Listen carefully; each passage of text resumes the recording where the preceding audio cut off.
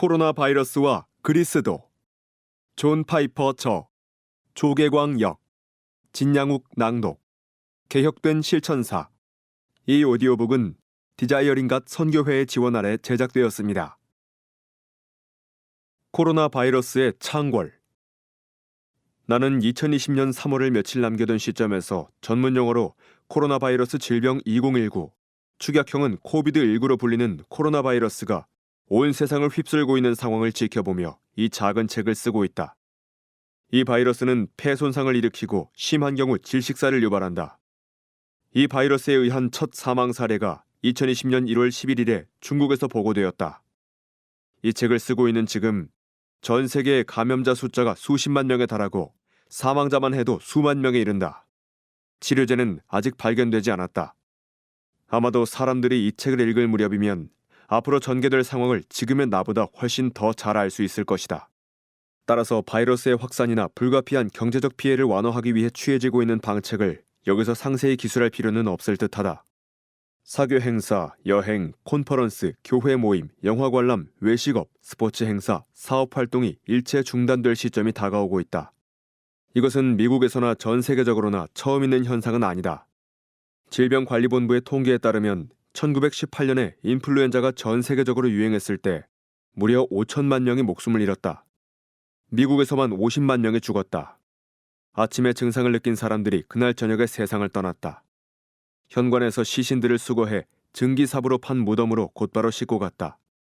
한 남자는 마스크를 착용하지 않았다는 이유로 총에 맞아 죽었다. 학교들은 문을 닫았고 목사들은 아마겟돈 전쟁에 대해 말했다. 물론 과거의 선례는 아무것도 입증하지 않는다. 과거는 경고이지 운명이 아니다. 그럼에도 불구하고 지금은 이 세상이 견고하지 않다는 것을 깊이 절감하는 시기이다. 겉보기에 든든했던 토대들이 온통 흔들리고 있다. 이 시점에 우리가 물어야 할 질문은 이것이다. 우리는 견고한 반석 위에 서 있는가? 과연 결코 흔들릴 수 없는 반석 위에 서 있는가? 1부. 코로나 바이러스를 다스리시는 하나님. 1장. 반석으로 나아오라.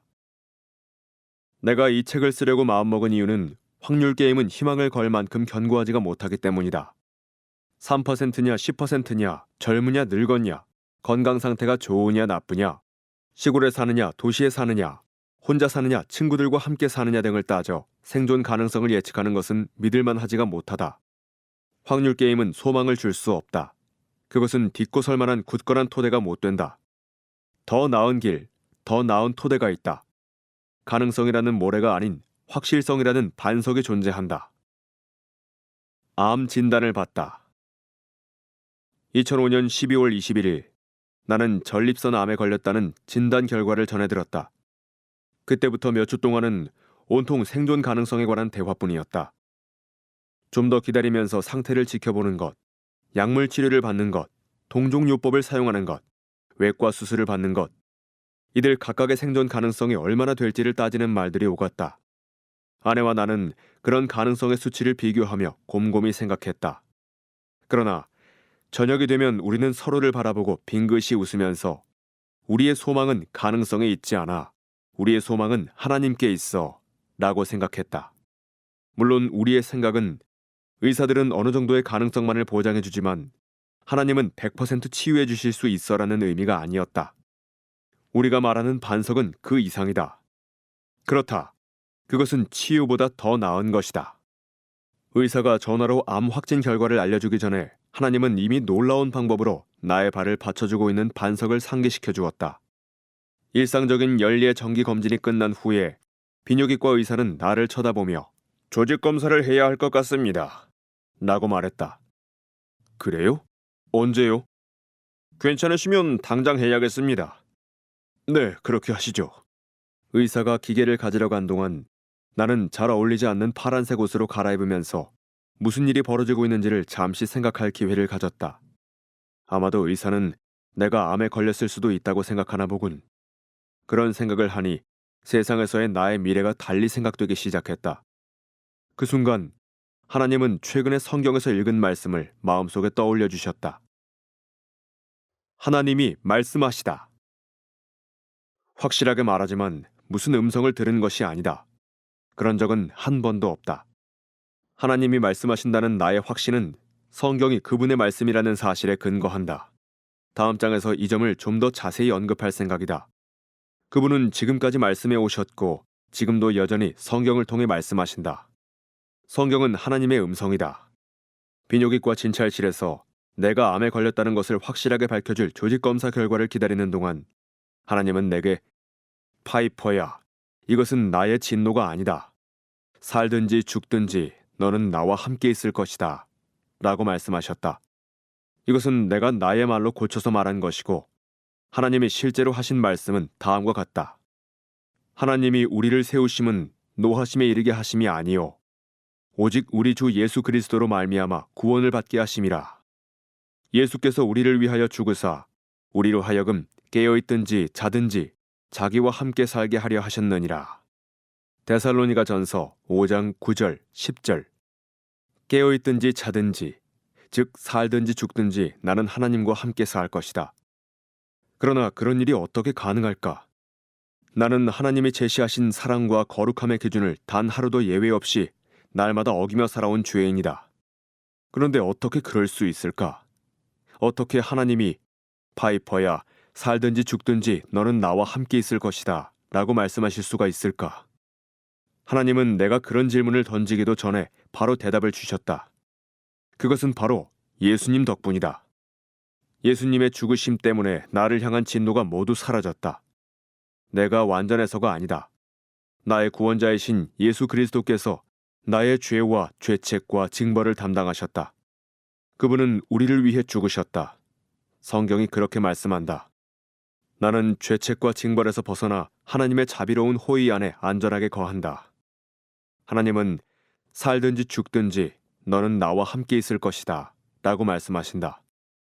암이든 코로나 바이러스든 이것은 확률 게임과는 사뭇 다르다. 이것이 우리의 발을 받쳐주는 견고한 반석이다. 이것은 무너지지 않는다. 이것은 모래가 아니다.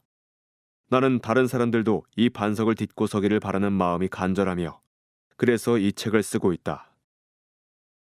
반석은 단지 미래에만 굳건한가? 그러나 이것이 전부가 아니다. 어떤 사람들은 당신과 같은 신앙심 있는 사람들은 단지 미래에서만 소망을 발견할 수 있어. 죽은 후에 안전한 것, 그것이 바로 당신들이 원하는 것이요. 하지만 당신들이 말하는 하나님의 음성은 지금 당장의 일들과는 아무런 관련이 없소. 내 생각에 하나님은 창조 사역을 통해 모든 것이 시작되게 하셨고 마지막도 해피엔딩으로 만드시지요. 그러나 그 중간은 어떻소? 그분은 코로나 바이러스가 창궐하고 있는 지금 당장은 대체 어디에 계시는 거요?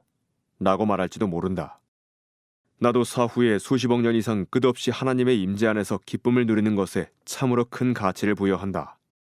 끝없는 고통을 겪고 싶지는 않다. 나에게 있어서 이런 것은 합리적인 것으로 보인다. 그러나 나의 발을 받쳐주는 반석은 사실 바로 지금 이 순간에 나의 발을 받쳐주고 있다. 여러분도 이 반석을 누리게 되길 바란다. 지금 나는 코로나 바이러스가 창궐하는 세상에 살고 있다. 모든 사람이 그렇다. 코로나 바이러스가 아니라도 암이 재발할 수도 있고 2014년에 이유 없이 발생한 폐색전증으로 인해 혈전이 뇌로 올라가 글을 단 한 줄도 쓸 수 없는 식물인간이 될 수도 있고 지금 이 순간에 예측 못한 수백 개의 재난이 나를 덮칠 수도 있다. 내가 말하는 반석은 지금 나의 발을 받쳐주고 있다. 내가 이렇게 말할 수 있는 이유는 무덤 저편의 소망이 곧 현재의 소망이기 때문이다. 소망의 목적은 미래에 있고 소망의 경험은 현재에 있는 것이다. 그리고 현재의 경험은 능력이다. 소망은 능력이다. 그것은 현재의 능력이다. 소망은 사람들이 스스로 목숨을 끊지 않도록 지켜주고 아침에 일어나 일터로 향하게끔 도와준다. 소망은 일상의 삶은 물론 심지어 자가격리 중인 삶에도 의미를 부여한다. 소망은 이기심에서 우러나오는 두려움과 탐욕을 극복하게 도와주고 위험을 무릅쓰는 희생과 사랑을 독려한다. 따라서 미래의 소망을 우습게 여기지 않도록 조심하라. 우리의 미래가 확실하고 아름다우면 현재도 달콤하고 열매가 넘칠 것이다. 바이러스를 통제하시는 하나님의 손가락. 이것이 비뇨기과 의사의 진료실에서 들은 하나님의 달콤한 말씀.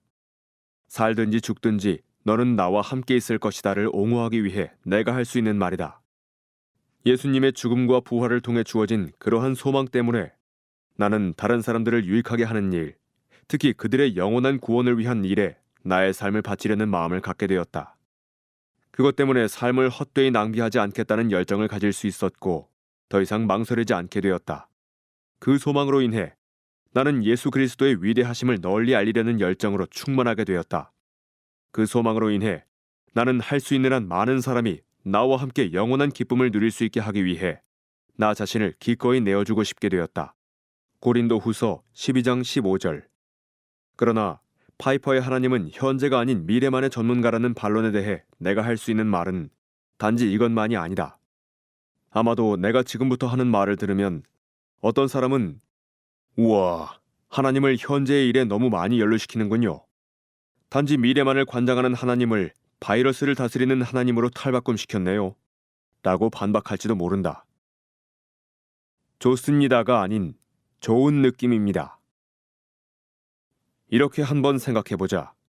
암 진단을 받기 전에 사람들이 내게 건강이 어떠십니까? 라고 물으면 나는 좋습니다. 라고 대답하곤 했다. 그러나 지금은 더 이상 그렇게 대답하지 않고 좋은 느낌입니다. 라고 대답한다. 이 둘은 차이가 있다. 연례 정기검진을 받기 하루 전만 해도 나는 건강이 좋다고 느꼈다. 그날 이후 나는 내가 암에 걸렸다는 사실을 알게 되었다. 다시 말해, 나는 건강이 좋은 상태가 아니었다. 이 글을 쓰고 있는 지금도 나는 내 건강이 좋은 상태인지 잘 모른다. 다만 좋다는 느낌이 든다. 실제 건강 상태보다 훨씬 낮게 느낄 수 있다. 내가 알지 못하는 와중에 내 몸 안에서 암이 재발했을 수도 있고 혈전이 생겼을 수도 있으며 코로나 바이러스가 활동하고 있을지도 모른다. 무슨 말을 하려는 것인가? 우리가 좋습니다라고 함부로 말할 수 없는 궁극적인 이유는 오직 하나님만이 우리가 좋은지 아닌지를 알고 결정하실 수 있기 때문이다. 이것이 내가 말하려는 요점이다.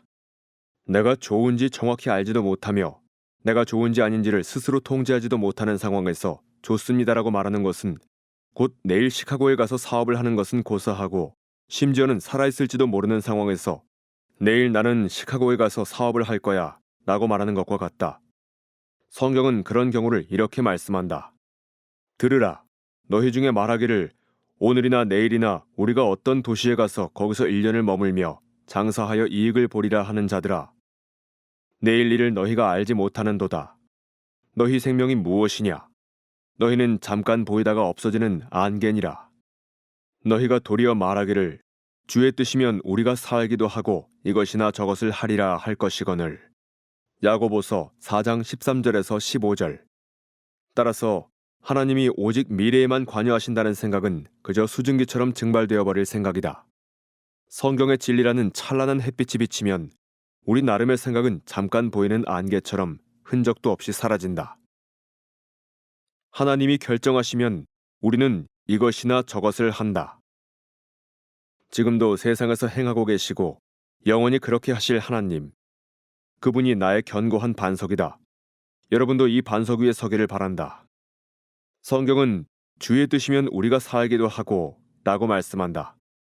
하나님은 지금 이 순간에 엄청나게 관여하신다. 우리는 깨어있든지 자든지 하나님과 함께 살 것이지만 그것만이 전부가 아니다. 하나님은 바로 지금 우리의 삶과 죽음을 결정하신다. 게다가 하나님은 단지 삶과 죽음에만 관여하시는 것이 아니다. 주의 뜻이면 이것이나 저것을 하리라 라는 말씀대로 그분은 그보다 훨씬 더 깊숙이 개입하신다. 한마디로 그분은 모든 것에 개입하신다. 건강이나 질병, 경제적 붕괴나 회복은 물론 호흡 하나까지 모두 하나님이 관장하신다.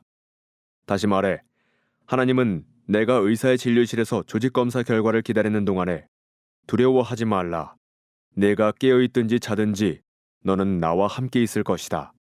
그리고 내가 살아있는 동안 내가 결정하지 않은 일은 내게 단 한 가지도 일어나지 않을 것이다. 내가 결정하면 너는 살 것이고 내가 결정하면 너는 죽을 것이다.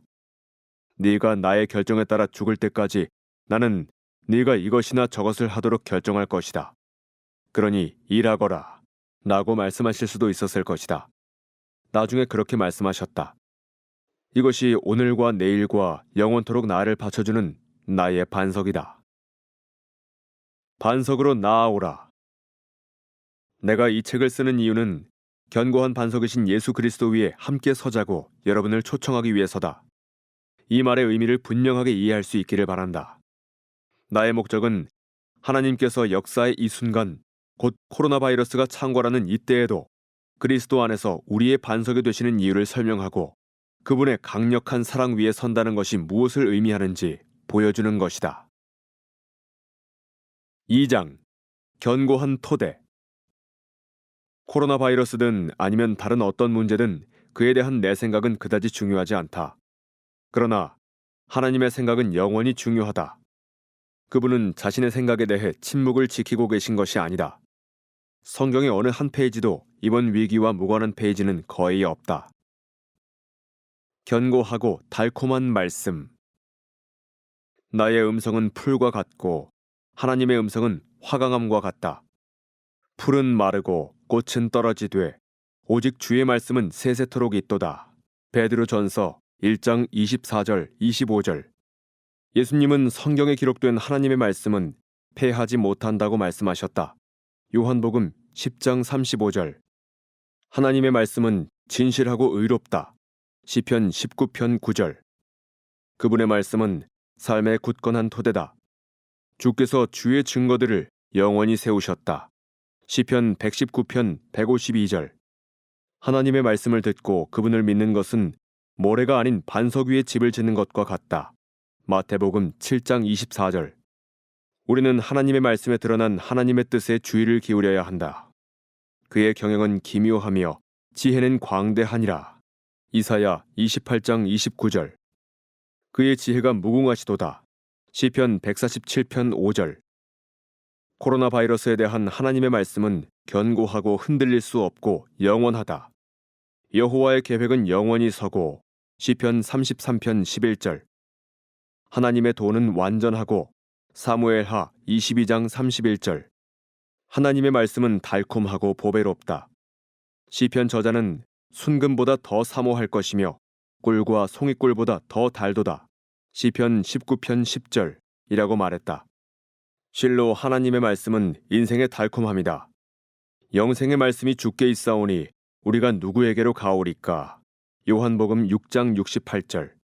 따라서 상황이 좋을 때나 나쁠 때나 하나님의 말씀은 견고한 평화와 기쁨을 가져다 준다. 당연히 그럴 수밖에 없다. 이 책을 읽는 사람들 모두가 예레미야 선지자처럼 주의 말씀은 내게 기쁨과 내 마음의 즐거움이오니 예레미야 15장 16절이라고 말할 수 있기를 기도한다. 만일 우리가 근심하는 자 같으나 항상 기뻐하는 비밀을 깨달았다면 이 혹독한 역사적 섭리의 순간에도 말씀의 달콤함은 없어지지 않는다. 나중에 우리는 그 비밀을 좀 더 온전하게 알게 될 것이다. 하지만 현재와 같은 상황에서 근심하는 자 같으나 항상 기뻐하는 비밀이란 코로나 바이러스를 멈출 능력이 있지만 그렇게 하지 않으시는 주권자께서 이런 와중에도 영혼을 지탱해주고 계신다는 것을 아는 것이다. 사실 하나님은 우리 영혼을 지탱해 주시는 것을 넘어서서 우리에게 달콤함을 주신다.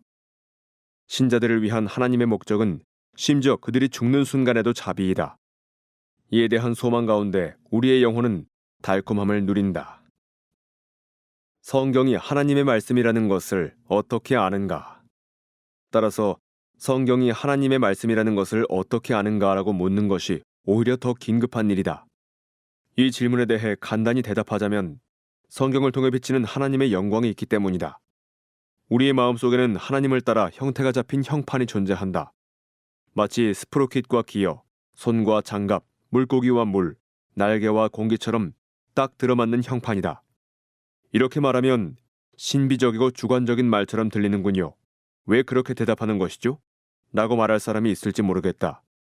그 이유는 50년 전에 나의 삶을 무엇 위에 건설해야 할지를 찾으려고 고민하던 중에 성경에 대한 학문적, 역사적 논증이 세상의 대다수 사람에게 큰 효과를 발휘하지 못한다는 사실을 깨달았기 때문이다. 왜 그럴까?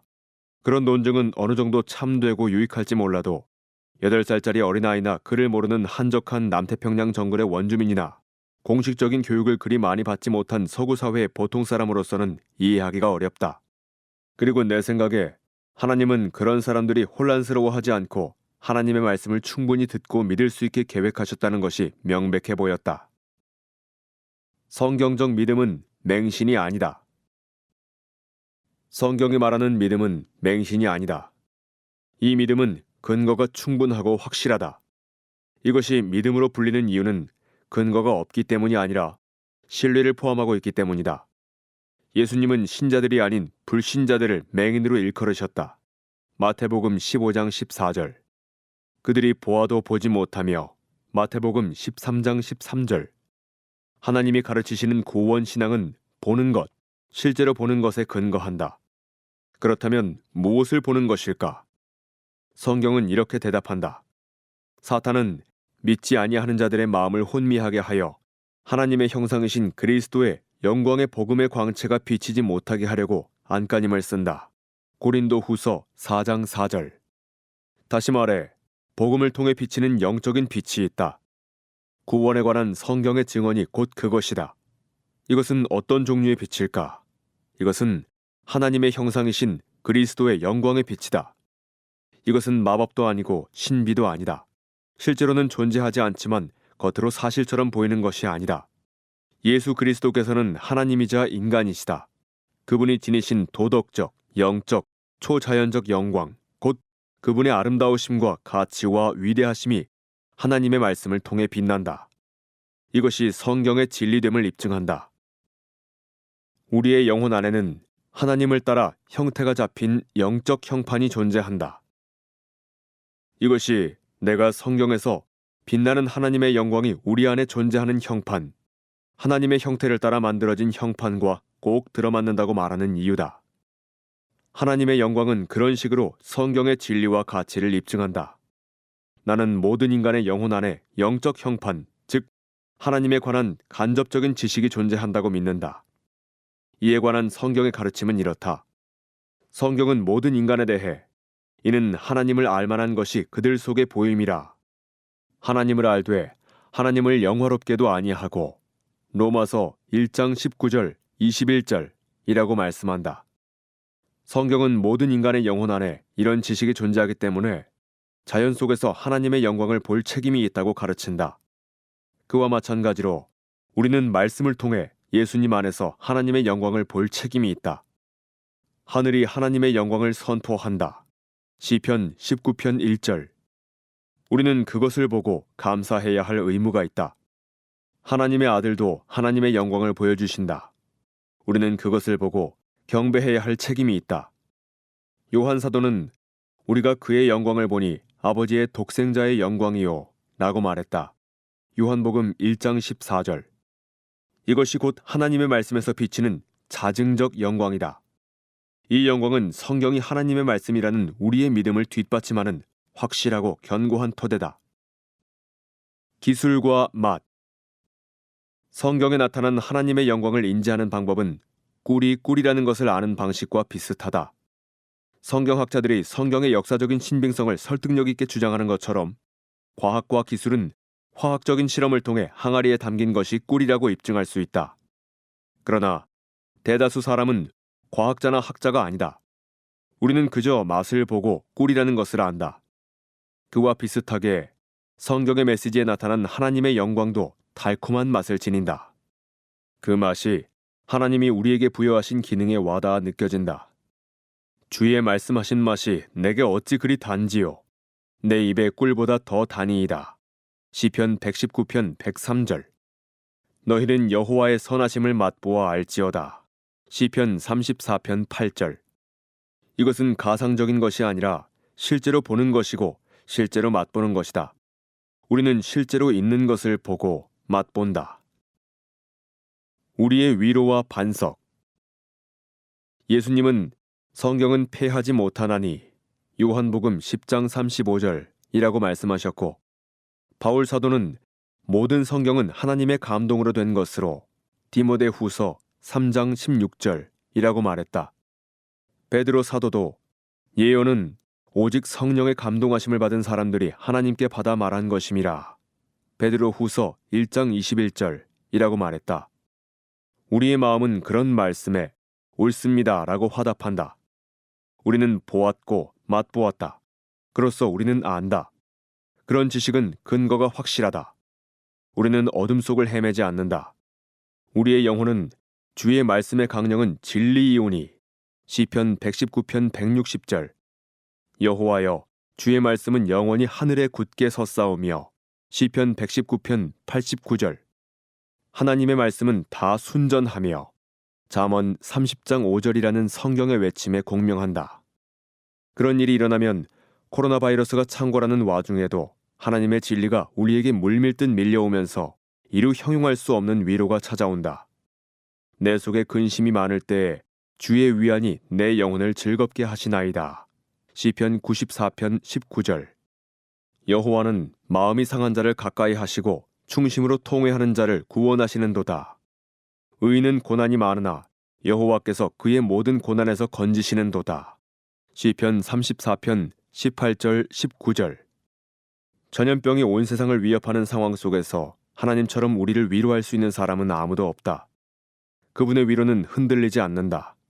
그 위로는 폭풍우가 몰아치는 바다 한복판에 크고 높게 솟아있는 바위와도 같다. 그것은 하나님의 말씀, 곧 성경에서 나온다. 3장. 반석이신 하나님은 의로우시다. 하나님이 우리의 반석이 되시려면 그분은 의로우셔야 한다. 불의한 반석은 한갓 신기루에 지나지 않는다.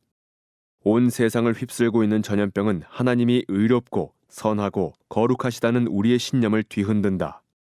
이런 상황에서 하나님이 의롭지 않으시다면 그분은 우리의 반석이 되실 수 없다. 여기서 우리는 하나님의 거룩하심과 의로우심과 선하심이 무슨 의미인지 물어보아야 한다. 그 의미를 모르면 혹시 이 코로나 바이러스 때문에 그것들이 허물어뜨려진 것은 아닌지 어떻게 알겠는가?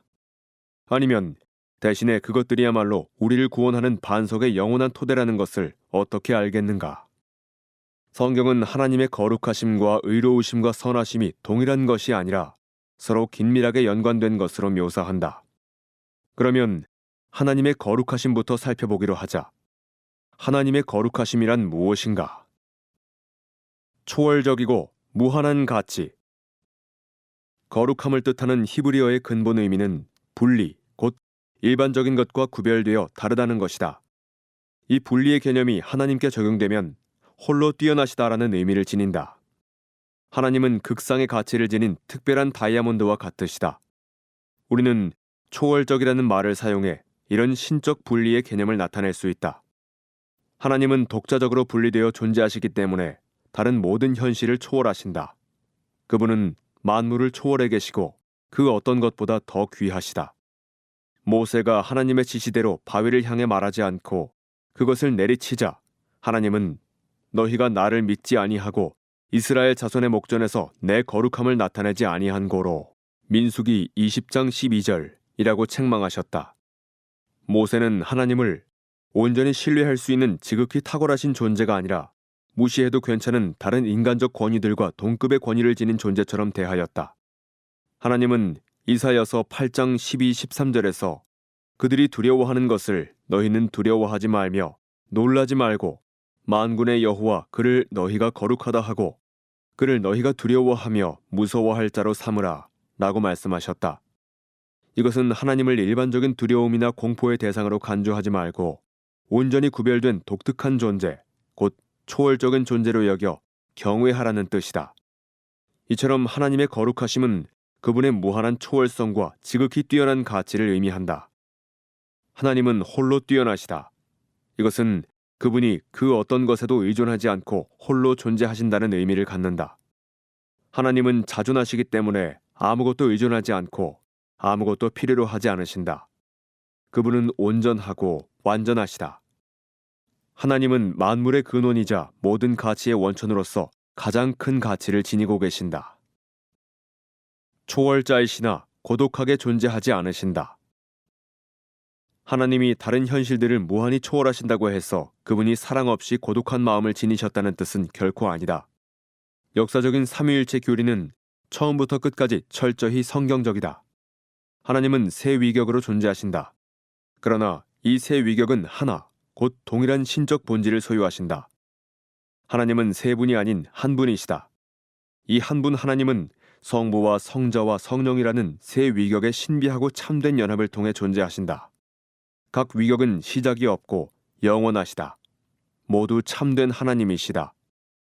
이처럼 거룩함, 하나님의 초월적인 가치와 위대하심은 하나님이 고독하고 초연한 상태로 무한히 높은 곳에 홀로 존재하신다는 것을 의미하지 않는다. 성부 하나님은 성자 하나님을 온전히 아시고 사랑하신다. 마가복음 1장 11절, 9장 7절, 골로새서 1장 13절. 성자 하나님은 성부 하나님을 온전히 아시고 사랑하신다. 요한복음 14장 31절. 성령 하나님은 성부와 성자의 서로에 대한 사랑과 지식을 온전하고 무한하고 완전하게 드러내신다. 이런 사실이 중요한 이유는 무엇일까? 그 이유는 삼위일체의 온전한 교제가 하나님의 충만하심과 완전하심과 온전하심의 필수 요건이기 때문이다. 이것은 하나님의 초월적인 가치와 아름다움과 위대하심, 곧 그분의 거룩하심의 근본 토대다. 거룩하심은 의로우심과 긴밀하게 연관된다. 하나님의 거룩하심에 대한 지금까지의 논의는 절반의 진리에 해당할 뿐이다. 성경은 하나님의 거룩하심을 초월성의 관점에서만 다루지 않는다. 성경은 또한 그것을 도덕성의 관점에서 다룬다. 거룩하다는 것은 분리와 초월을 넘어 의롭다는 것을 의미한다. 이런 사실은 코로나 바이러스를 하나님과 관련지어 어떻게 바라보아야 하는지에 대해 지대한 영향을 미치는 한 가지 질문을 제기한다. 의로움이란 올바른 일을 행하는 것을 의미하고, 올바른 일을 행한다는 것은 모종의 의의 기준을 충족시킨다는 것을 의미한다면 하나님의 의로우심은 어떤 기준을 충족시키는 것일까? 창조 이전에는 하나님 외에 그 어떤 기준도 존재하지 않았다. 그분이 충족시켜야 할 기준은 아무것도 존재하지 않았다. 창조 이전에는 오직 하나님만이 유일한 현실이셨다. 오직 하나님만 존재하시는 상황에서 그분이 하셔야 할 올바른 일을 규정하는 일이 어떻게 가능한가? 바꾸어 말해, 어떻게 하나님의 거룩하심 안에 그분의 초월성은 물론 의로우심까지 내포될 수 있는가? 이 질문에 대한 대답은 하나님의 의로우심의 기준이 곧 하나님 자신이라는 사실에 있다. 주는 항상 미쁘시다는 것이 성경의 근본 원리다. 디모데후서 2장 13절. 그분은 자신의 무한한 가치와 아름다움과 위대함에 어긋나게 행동하실 수 없다. 이것이 하나님에게 있어서 올바른 것의 기준이다. 하나님의 거룩하심의 도덕적 차원, 곧 그분의 의로우심은 자신의 가치와 아름다움과 위대함을 따라 행하겠다는 그분의 타협없는 헌신을 의미한다. 하나님의 모든 감정과 생각과 말과 행위는 그분의 초월적 완전함의 무한한 가치와 아름다움과 항상 정확하게 일치한다. 만일 하나님이 이 가치나 아름다움이나 위대함을 부인하신다면 그것은 결코 올바를 수 없다. 그렇게 되면 궁극적인 기준이 무너지고 하나님이 불의하게 되신다. 의로우심은 선하심과 긴밀하게 연관된다. 하나님의 선하심은 그분의 거룩하심이나 의로우심과 똑같지 않다. 그러나 그것들은 서로 긴밀한 관계를 맺고 있기 때문에 거룩하심이 선하심을 통해 넘쳐 흐르고 의로우심이 선하심을 베푸는 기준이 된다. 그것들은 서로 모순되지 않는다. 하나님의 선하심이란 그분의 관대한 성향, 곧 인간을 축복하려는 마음을 가리킨다. 하나님의 초월적인 완전함과 온전함, 곧 그분의 거룩하심은 넘쳐 흐르는 샘물과 같다. 이 때문에 그분은 관대한 성향을 지니신다. 하나님은 부족한 것이 없으시다. 따라서 그분은 자신의 부족함을 채우기 위해 다른 존재들을 이용하지 않으신다. 취하지 않고 베푸는 것이 하나님의 본성적 성향이다. 또 무엇이 부족한 것처럼 사람의 손으로 섬김을 받으시는 것이 아니니 이는 만민에게 생명과 호흡과 만물을 친히 주시는 이심이라.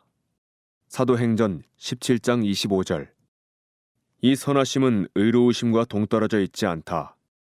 하나님은 자신의 무한한 가치와 아름다움과 위대함을 부정하는 방식으로 선함을 나타내지 않으신다. 이것이 하나님의 의로우심에 선하심은 물론 마지막 심판이 포함되어 있는 이유다. 하나님은 회개하지 않은 사람들에게 지옥의 형벌을 내리고 그들에게 선함을 베푸시지 않는다. 그러나 그렇다고 해서 그분의 선함이 사라지는 것은 결코 아니다. 하나님의 거룩과 의가 선함을 나타내는 기준이 된다.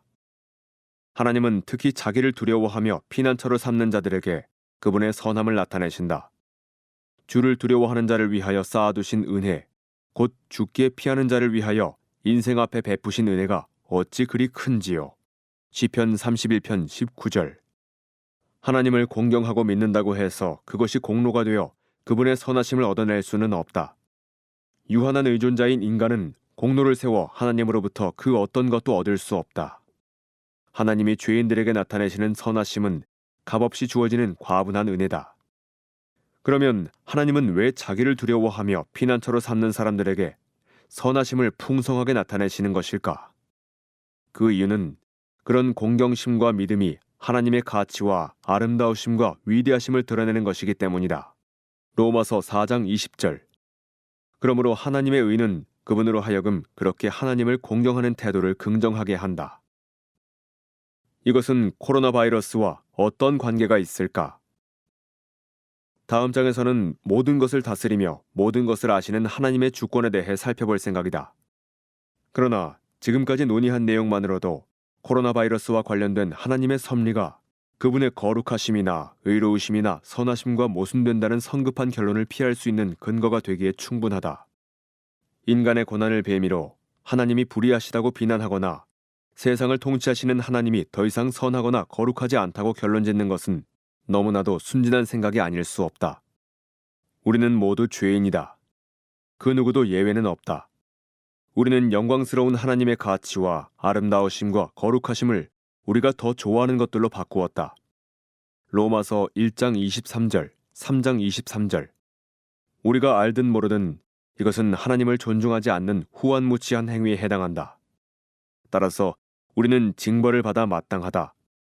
하나님의 영광을 존중하지 않으면 거룩한 진노의 대상이 될 수밖에 없다. 성경은 우리가 본질상 진노의 자녀라고 말씀한다. 에베소서 2장 3절. 하나님이 우리를 향한 선하신 손길을 거두어 가시더라도 그분은 여전히 거룩하고 의로우시다. 코로나 바이러스는 하나님이 거룩하지 않고 의롭지 않고 선하지 않다는 증거가 될 수 없다. 이 어려운 때에도 우리의 반석이신 하나님은 불의하지 않으시다. 그분의 거룩성은 부인될 수 없다. 여호와와 같이 거룩하신 이가 없으시니 우리 하나님 같은 반석도 없으심이니이다. 사무엘상 2장 2절. 우리의 반석이신 하나님은 신기루가 아니시다. 4장. 모든 것을 다스리시는 주권자. 나는 2장에서 혹독한 섭리라는 표현을 사용했다. 그것이 코로나 바이러스의 본질이다. 하나님의 사역을 혹독하다고 말하는 것은 신성모독이 아니다. 룻의 시어머니 나오미는 기근을 피해 타국에서 살던 중 남편과 두 아들과 한 며느리를 잃고 나서 이렇게 말했다. 이는 전능자가 나를 심히 괴롭게 하셨음이니라. 내가 풍족하게 나갔더니 여호와께서 내게 비어 돌아오게 하셨느니라. 전능자가 나를 괴롭게 하셨거늘. 룻기 1장 20절, 21절. 그녀의 말은 거짓도 과장도 불평도 아니었다. 그것은 끔찍한 현실이었다. 혹독한 섭리라는 말은 하나님의 행사를 비난하는 말이 아니다. 그것은 사실을 있는 그대로 표현한 것이다. 나는 또한 2장에서 근심하는 자 같으나 항상 기뻐하는 비밀을 깨달으면 고린도후서 6장 10절. 이 혹독한 섭리의 와중에도 말씀의 달콤함이 조금도 줄어들지 않는다고 말했다. 나는 이 비밀을 다시 살펴볼 것이라고 말하면서 코로나 바이러스를 멈추게 할 능력이 있지만 그렇게 하지 않으시는 주권자께서 이런 와중에도 영혼을 지탱해주고 계시는 것을 아는 것이 그 비밀이라고 간단히 언급했다. 이 사실을 이해하면 모든 것이 달라진다. 그렇다면 그것은 과연 사실일까? 하나님은 자신이 원하는 일을 하신다. 이번 장과 다음 장의 목표는 하나님이 모든 것을 다스리시며 완전히 지혜로우시다는 사실을 보이는 것이다. 하나님은 코로나 바이러스를 다스리신다. 나는 이것이 좋은 소식이라는 것, 곧 혹독한 섭리 가운데서 하나님의 달콤함을 경험할 수 있는 비결임을 보이길 원한다. 하나님이 만물을 다스리신다 함은 그분이 주권자이시라는 의미를 지닌다. 하나님이 주권자이시라는 것은 자신이 결정적으로 의도한 일을 모두 이룰 수 있고 또 이루신다는 뜻이다. 여기서 결정적으로라는 말을 사용한 이유는 하나님이 어떤 의미에서는 일어나게 하지 않을 일을 뜻하곤 하시기 때문이다. 그분이 어떤 것을 바라나 그 바라는 대로 행하지는 않기로 선택하시는 경우가 있다. 그런 의미에서 그런 일들은 결정적이지 않다. 하나님은 그런 바람이나 그런 뜻을 실행의 레벨까지 실현시키지 않으신다. 예를 들면 예레미야애가 3장 32, 33절과 같은 경우다. 그가 비록 근심하게 하시나 그의 풍부한 인자하심에 따라 긍휼히 여기실 것임이라. 주께서 인생으로 고생하게 하시며 근심하게 하심은 본심이 아니시로다. 하나님은 우리를 근심하게 하시지만 그것은 그분의 본심이 아니다. 하나님의 마음, 곧 그분의 성품 가운데는 우리를 근심하게 하지 않으려는 측면이 존재하지만 다른 측면들이 그분의 거룩하심과 의로우심을 통해 우리를 근심하게 만든다. 물론 하나님의 마음은 이중적이 아니다. 하나님 안에는 완전한 아름다움과 일관성이 존재하기 때문에 모든 속성이 서로 온전하게 협력한다. 하지만 그분에게 복합적인 면이 없다는 말이 아니다. 그분의 성품은 독주라기보다는 협주에 가깝다. 하나님의 주권이란 그분이 결정적으로 뜻하신 일은 무엇이든 이루실 수 있고 또 실제로 이루신다는 것을 의미한다. 이것은 하나님의 뜻을 가로막거나 방해하는 힘이 그분 외부에 존재하지 않는다는 뜻이다. 하나님이 어떤 일이 일어나도록 결정하시면 그 일은 어김없이 일어난다. 모든 일이 일어나는 이유는 하나님이 그렇게 의도하셨기 때문이다. 모든 것에 미치는 하나님의 주권. 이사야는 이것이 신성의 본질적인 특성 가운데 하나라고 가르친다. 나는 하나님이라. 나 외에 다른 이가 없느니라. 나는 하나님이라. 나 같은 이가 없느니라. 내가 시초부터 종말을 알리며 아직 이루지 아니한 일을 옛적부터 보이고 이르기를 나의 뜻이 설 것이니 내가 나의 모든 기뻐하는 것을 이루리라. 이사야 46장 9절 10절. 하나님 되심은 항상 자신의 뜻이 서게 만드는 것을 의미한다. 하나님은 미래에 어떤 일이 있을 것이라고 선언하는데 그치시지 않고 그 일이 실제로 일어나게 하신다. 하나님은 단지 말씀만 하지 않으시며 자신의 말을 지켜 그대로 이루신다. 예레미야 1장 12절. 이것은 욥이 혹독한 시련을 통해 깨닫게 된 사실이다. 그는 주께서는 못하실 일이 없사오며 무슨 계획이든지 못 이루실 것이 없는 줄 아오니 욥기 42장 2절이라고 말했다. 느부갓네살도 그를 겸손케 만든 하나님의 자비로운 손길을 겪고 나서 이렇게 고백했다. 땅의 모든 사람들을 없는 것 같이 여기시며 하늘의 군대에게든지 땅의 사람에게든지 그는 자기 뜻대로 행하시나니 그의 손을 금하든지 혹시 이르기를 내가 무엇을 하느냐고 할 자가 아무도 없도다. 다니엘 4장 35절. 시편 저자는 이렇게 말했다. 여호와께서 그가 기뻐하시는 모든 일을 천지와 바다와 모든 깊은 데서 다 행하셨도다. 시편 135편 6절. 바울은 아래의 말로 이 모든 사실을 간결하게 요약했다. 모든 일을 그의 뜻의 결정대로 일하시는 이의 계획을 따라. 에베소서 1장 11절. 몇몇 일이 아닌 모든 일이 하나님 외부의 힘이나 의지의 결정이 아닌 그의 뜻의 결정대로 이루어진다. 다른 말로 하자면 하나님의 주권은 모든 것을 포괄하며 모든 것에 미친다. 이 세상에 대한 하나님의 통치는 절대적이다.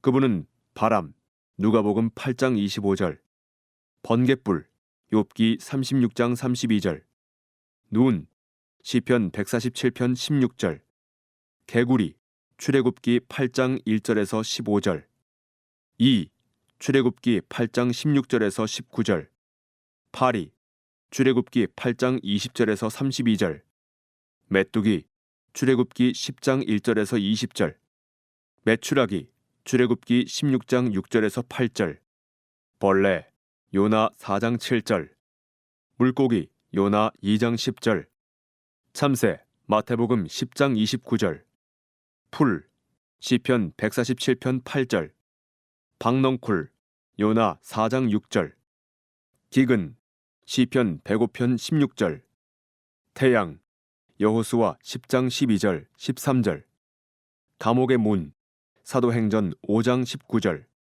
시각상실 출애굽기 4장 11절, 누가복음 18장 42절. 청각상실 출애굽기 4장 11절, 마가복음 7장 37절. 신체마비 누가복음 5장 24절 25절. 열병 마태복음 8장 15절. 모든 질병 마태복음 4장 23절. 여행계획 야고보서 4장 13절에서 15절. 왕의 마음 잠언 21장 1절. 다니엘 2장 21절. 민족들 시편 33편 10절. 살인자들 사도행전 4장 27절 28절. 영적 죽음 에베소서 2장 4절 5절을 다스리신다. 모든 것이 하나님의 주권적인 뜻을 이룬다. 지금은 하나님을 감상적으로 생각할 때가 아니다. 따라서 코로나 바이러스도 하나님이 보내신 것이다. 지금은 하나님을 감상적으로 생각할 때가 아니다. 지금은 혹독한 시련의 때다. 하나님이 이 일을 작성하셨고 통제하신다. 하나님은 결국 이 일을 끝내실 것이다. 이 일 가운데 그분의 통제에서 벗어난 것은 아무것도 없다. 삶과 죽음이 그분의 손안에 있다. 욥은 입술로 죄를 짓지 않고 이렇게 말했다. 내가 모태에서 알몸으로 나왔사온즉 또한 알몸이 그리로 돌아가올지라 주시니도 여호와시요 거두시니도 여호와시오니 여호와의 이름이 찬송을 받으실지니이다. 욥기 1장 21절. 하나님이 주셨고 하나님이 취하셨다. 주님이 욥의 10자녀를 데려가셨다. 하나님 앞에서는 아무도 생명을 주장할 권리가 없다. 우리의 호흡 하나하나가 모두 은혜의 선물이다. 심장박동 하나하나가 모두 과분한 은혜다. 삶과 죽음은 궁극적으로 하나님의 손안에 있다. 이제는 나 곧 내가 그인 줄 알라. 나 외에는 신이 없도다. 나는 죽이기도 하며 살리기도 하며 상하게도 하며 낫게도 하나니 내 손에서 능히 빼앗을 자가 없도다. 신명기 32장 39절. 따라서 코로나 바이러스는 물론 생명을 위협하는 그 어떤 상황이 닥치더라도 우리는 야고보가 가르쳐준 대로 생각하고 말해야 한다. 너희가 도리어 말하기를 주의 뜻이면 우리가 살기도 하고 이것이나 저것을 하리라 할 것이거늘. 야고보서 4장 15절. 하나님의 뜻이면 살 것이고 그렇지 않으면 죽을 것이다. 나는 이 책이 출판되는 것을 보지 못하고 죽을지도 모른다. 최소한 나의 친척 가운데 한 사람이 코로나 바이러스에 감염되었다. 내 나이는 74시고 내 폐는 혈전이 막혀있는 데다 계절적 기관지염까지 앓고 있다. 그러나 이런 요인들이 궁극적으로 나의 운명을 결정하는 것은 아니다. 하나님이 결정하신다. 이것은 좋은 소식일까? 물론이다. 다음 장에서 그 이유를 설명해 보이겠다. 5장. 하나님의 통치의 달콤함. 왜 하나님이 코로나 바이러스와 나의 삶을 다스리는 주권자 되시는 것을 달콤한 가르침으로 받아들여야 할까? 그 이유는 코로나 바이러스를 멈추게 할 능력이 있지만 그렇게 하지 않으시는 주권자께서 이런 와중에도 영혼을 지탱해주고 계시기 때문이다. 다른 말로 하자면 하나님이 고난을 다스리시는 주권자 되심을 부인함으로써 고난에 대한 책임을 면하게 해드리려는 인간적 시도는 모든 것을 합력해 선을 이루시는 그분의 주권적인 통치를 부인하는 것이 된다.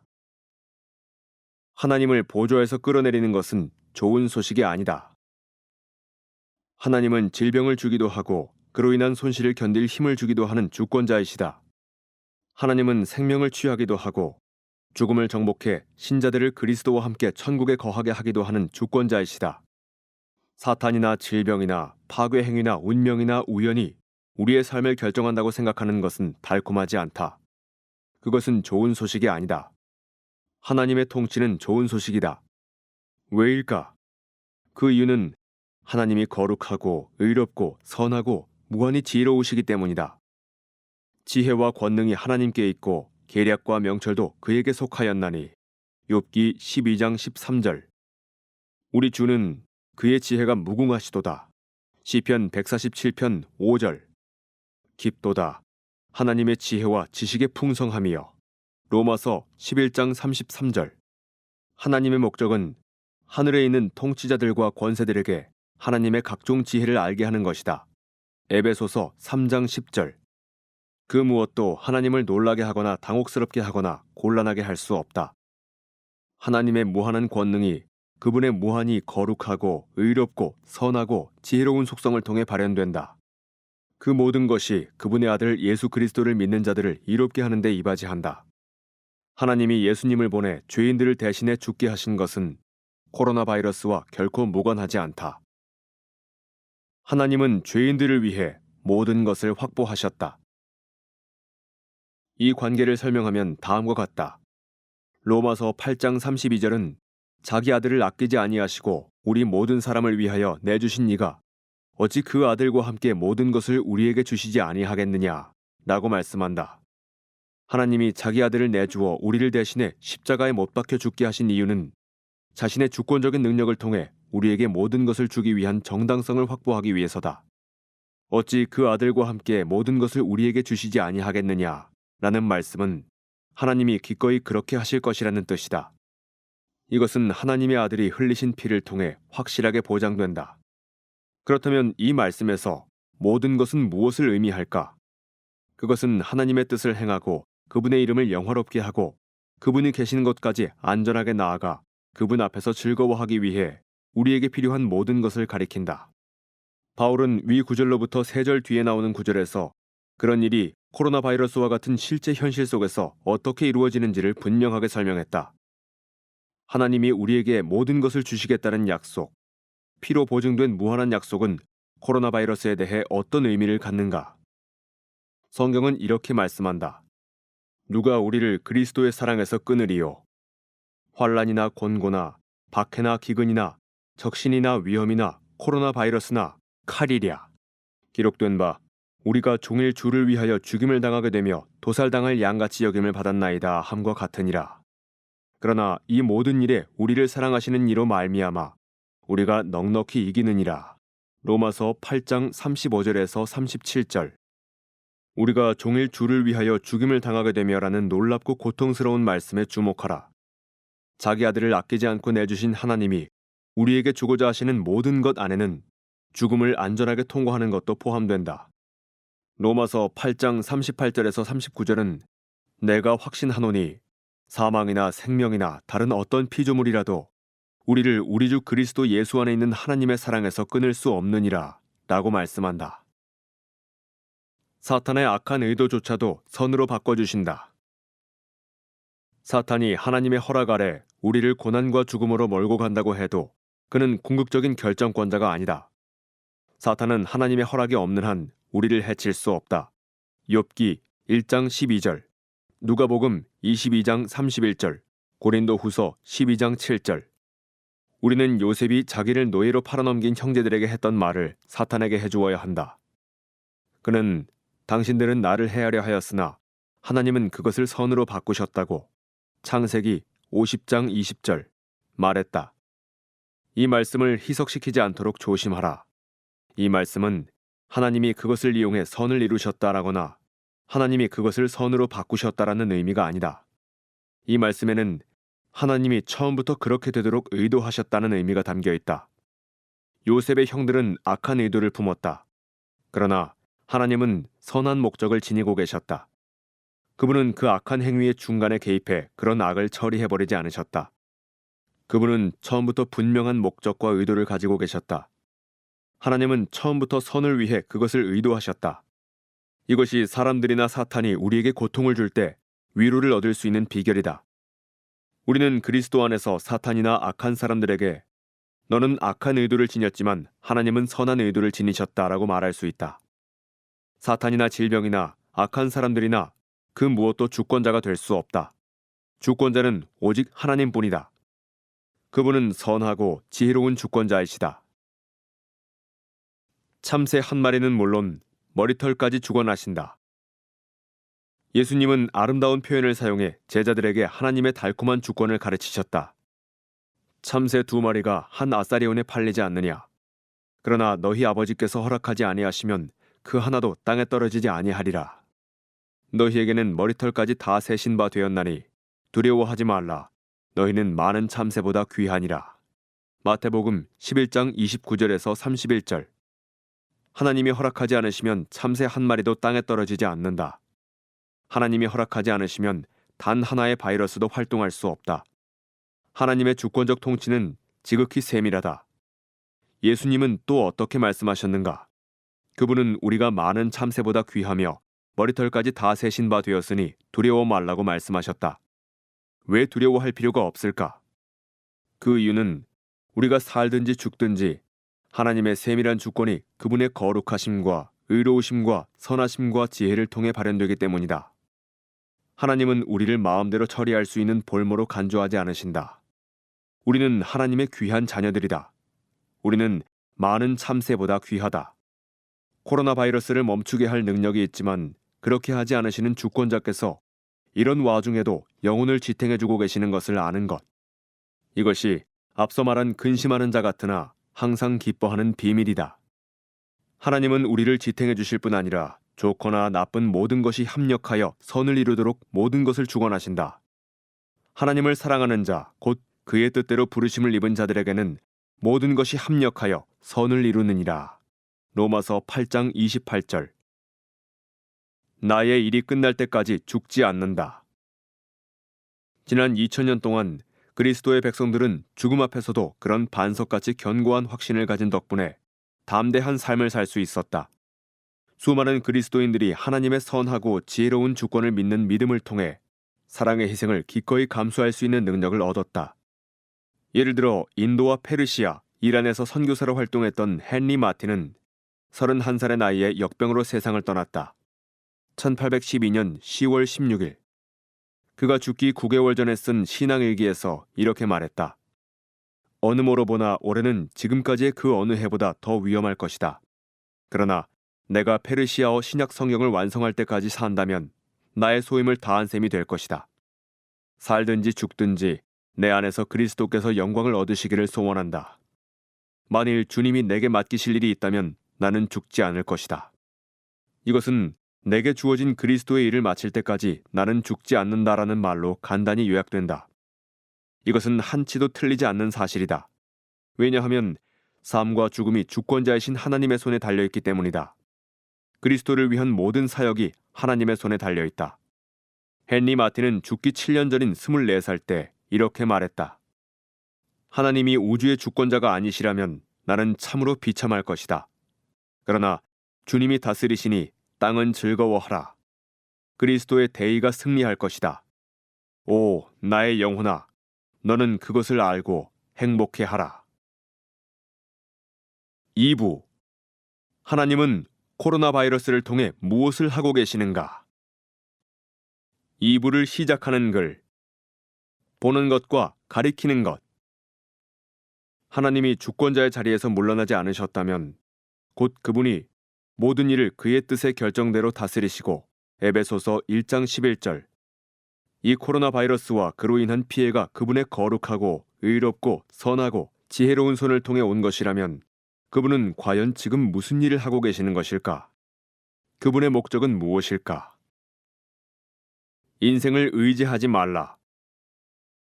이 질문에 대답하기 전에 먼저 나의 견해는 하나님의 지혜에 비하면 전혀 중요하지 않다는 것을 분명히 해두고 싶다. 나 아닌 다른 사람들의 견해도 마찬가지다. 우리의 머리로 생각하는 것은 그다지 중요하지 않다. 성경은 자기의 마음을 믿는 자는 미련한 자요 라고 말씀한다. 잠언 28장 26절. 성경은 우리에게 너는 마음을 다하여 여호와를 신뢰하고 네 명철을 의지하지 말라고 조언한다. 잠언 3장 5절. 인간인 우리는 유한하고 부패한 존재다.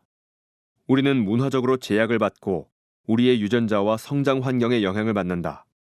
우리의 마음과 생각과 입은 온통 우리의 성향을 정당화하고 합리화하려는 것들만 쏟아낸다. 따라서 이사야 선지자의 말에 귀를 기울이는 것이 현명하다. 너희는 인생을 의지하지 말라. 그의 호흡은 코에 있나니 새 말 가치가 어디 있느냐. 이사야 2장 22절. 그렇다면 내가 하나님은 코로나 바이러스를 통해 무엇을 하고 계시는가라는 제목의 2부를 쓰는 것이나 이 책을 쓰는 것은 주제넘은 행위가 아닐까? 그렇지 않다. 이것은 주제넘은 행위가 아니다. 왜냐하면 하나님이 성경을 통해 말씀하셨기 때문이다.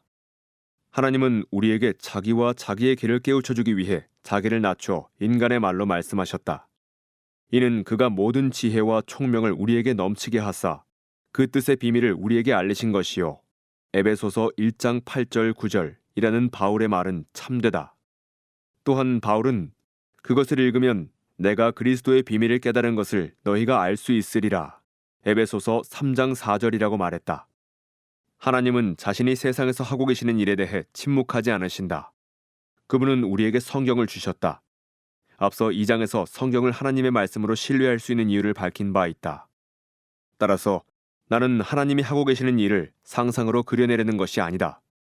나는 성경에 기록된 그분의 말씀을 귀 기울여 듣고 내가 들은 것을 모두에게 전하려고 한다.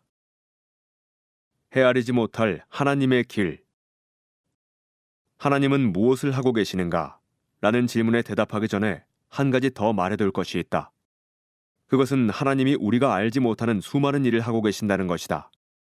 여호와 나의 하나님이여, 주께서 행하신 기적이 많고 우리를 향하신 주의 생각도 많아 누구도 주와 견줄 수가 없나이다. 내가 널리 알려 말하고자 하나 너무 많아 그 수를 셀 수도 없나이다. 시편 40편 5절. 코로나 바이러스와 관련된 하나님의 계획은 우리의 이해를 초월한다. 하나님의 계획은 많은 점에서 헤아리기 어렵다. 깊도다 하나님의 지혜와 지식의 풍성함이여, 그의 판단은 헤아리지 못할 것이며 그의 길은 찾지 못할 것이로다. 로마서 11장 33절. 바울의 말은 그러니 성경을 덮고 우리의 현실을 스스로 만들어 나가자라는 의미가 아니다. 오히려 하나님의 길이 헤아릴 수 없다는 바울의 말은 로마서 1장에서 11장에 걸쳐 세상에서 가장 놀라운 소식을 전하고 난 뒤에 나온 클라이맥스에 해당한다. 그 모든 소식은 이해할 수 있게 기록되었다. 예를 들어 바울은 고난의 불가피성에 대해 이렇게 말했다. 우리가 환난 중에도 즐거워하나니 이는 환난은 인내를, 인내는 연단을, 연단은 소망을 이루는 줄 알미로다. 소망이 우리를 부끄럽게 하지 아니함은 우리에게 주신 성령으로 말미암아 하나님의 사랑이 우리 마음에 부은 바 됨이니. 로마서 5장 3절에서 5절. 알미로다. 성경이 기록된 이유는 하나님이 계시하신 것을 알게 하기 위해서다. 특히 고난에 관해 코로나 바이러스 질병의 발발을 포함하여 알게 하기 위해서다. 따라서 헤아리지 못한다는 말은 하나님은 항상 우리가 볼 수 있는 그 이상을 하신다는 의미를 지닌다. 심지어 우리가 볼 수 있는 것도 그분이 계시해주지 않으셨다면 볼 수 없었을 것이다. 현실을 가리키는 것. 내가 하려는 일은 존 레넌의 유명한 노랫말처럼 상상의 나래를 펼치는 것이 아니다. 그는 천국도 없고 지옥도 없고 오직 하늘만 있다고 상상해보라고 말했다. 그는 그런 상상은 어렵지 않으니까 시도해보라고 한다. 맞는 말이다. 상상은 쉽다. 너무나도 쉽다. 그러나 코로나 바이러스는 상상이 아닌 엄연한 현실이다. 하나님과 그분의 말씀은 우리에게 필요한 현실이다. 하나님은 우리의 발을 받쳐주는 반석이시다. 따라서 나의 목적은 현실을 창조하는 것이 아니라 현실을 가리키는 것이다. 하나님이 말씀하신 것을 듣고 상상이 아닌 실제 그대로의 현실을 여러분에게 보여주는 것이 나의 목표다. 나는 성경의 가르침을 소개하고 코로나 바이러스와 그것이 어떻게 관련되는지 설명할 것이다. 무엇이 옳은지 판단하는 것은 여러분의 몫이다. 내가 이런 말을 하는 이유는 예수님이 시대를 분간하라라고 말씀하셨기 때문이다. 그분은 사람들이 이성을 활용해 날씨는 분간하면서 역사 속에서 이루어지는 하나님의 사역은 분간하지 못하는 것을 보고 분노하셨다. 외식하는 자여, 너희가 천지의 기상은 분간할 줄 알면서 어찌 이 시대는 분간하지 못하느냐? 또 어찌하여 옳은 것을 스스로 판단하지 아니하느냐? 누가복음 12장 56절 57절. 나는 여러분 모두가 하나님의 도우심을 구하고 그분의 말씀을 살피고 무엇이 옳은지 스스로 판단하기를 바란다. 내가 말한 것을 성경에 비춰보고 요한일서 4장 1절 선한 것을 취하기를 바란다. 데살로니가전서 5장 21절. 따라가야 할 6가지 길. 나는 하나님은 코로나 바이러스를 통해 무엇을 하고 계시는가라는 질문에 대해 6가지 대답을 제시할 생각이다. 이 대답들 각각에 대해 많은 말을 할 수 있겠지만 지금은 상황이 급박하기 때문에 그렇게까지 할 시간이 없다. 나는 단지 이 책을 덮고 나서 여러분이 추구했으면 하는 성경적 진리의 길들을 가리키는 것으로 만족할 생각이다. 그 길을 함께 걸어갈 수 있으면 좋겠지만 각자에게 맡길 수밖에 없는 상황이다. 하나님이 여러분을 인도해 주시기를 기도한다. 하나님은 과연 코로나 바이러스를 통해 무엇을 하고 계시는가? 6장. 끔찍한 도덕적 현실을 그림처럼 보여줌. 대답 1. 다른 재난이 닥쳤을 때도 마찬가지지만 코로나 바이러스의 발발을 통해서도 하나님은 세상 사람들에게 하나님을 경홀히 여기는 죄의 영적인 추악함과 그 끔찍한 도덕적 현실을 그림처럼 보여주신다. 모든 물리적인 불행이 존재하는 이유는 죄 때문이다. 창세기 3장은 죄가 세상에 들어오게 된 과정을 보여준다. 세상의 황폐함과 불행의 원인은 죄에 있다. 창세기 3장 1절에서 19절. 바울은 로마서 5장 12절에서 한 사람으로 말미암아 죄가 세상에 들어오고 죄로 말미암아 사망에 들어왔나니 이와 같이 모든 사람이 죄를 지었으므로 사망이 모든 사람에게 이르렀느니라 라고 말했다. 죄가 들어온 후 세상은 처참하게 망가졌다. 아름다운 모든 것에 악과 재난과 질병과 실패가 뒤섞였다. 하나님이 지으신 그 모든 것을 보시니 보시기에 심히 좋았더라. 창세기 1장 31절 이라는 말씀대로 하나님이 본래 창조하신 세상은 완전했다. 그러나 인간의 타락으로 죄가 세상에 들어온 이후부터 오늘날까지의 역사는 그 모든 경이로움에도 불구하고 죽음의 컨베이어 벨트가 되었다. 황폐함은 심판이다. 성경은 이런 황폐함을 자연적인 결과가 아닌 죄가 침투한 세상에 대한 하나님의 심판으로 간주한다. 바울은 죄로 인한 하나님의 심판의 결과를 이렇게 묘사했다. 피조물이 허무한데 굴복하는 것은 자기 뜻이 아니오 오직 굴복하게 하시는 이로 말미암음이라. 그 바라는 것은 피조물도 썩어짐의 종노릇한 데서 해방되어 하나님의 자녀들의 영광의 자유에 이르는 것이니라. 피조물이 다 이제까지 함께 탄식하며 함께 고통을 겪고 있는 것을 우리가 아느니라.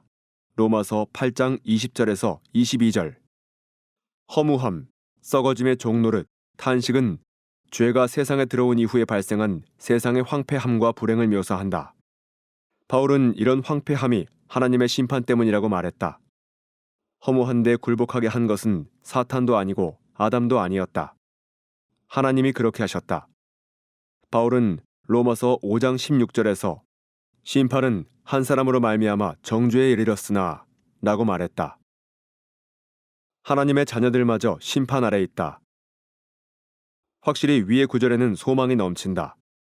하나님의 아들들의 영광의 자유, 로마서 8장 21절이라는 표현에 그 소망이 담겨 있다. 하나님은 새 창조를 통해 모든 눈물을 그 눈에서 닦아주실 요한계시록 21장 4절 놀라운 계획을 세우셨다. 그러나 지금은 모두가 그분의 심판 아래 있다. 하나님은 세상을 죽음과 재난과 불행에 굴복시키셨다.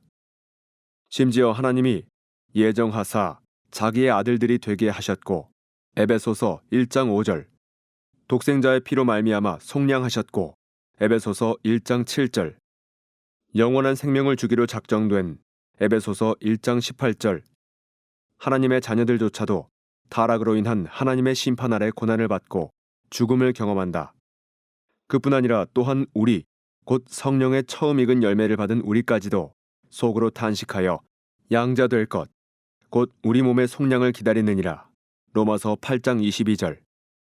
그리스도인들도 쓰나미에 휩쓸려 갈 수 있고 테러 공격에 희생될 수 있고 코로나 바이러스에 감염될 수 있다. 징벌이 아닌 정화. 그러나 그리스도를 가장 귀한 보화로 여기는 자들, 곧 그리스도인들의 경우는 그런 썩어짐의 경험이 징벌이 아니라는 차이가 있다.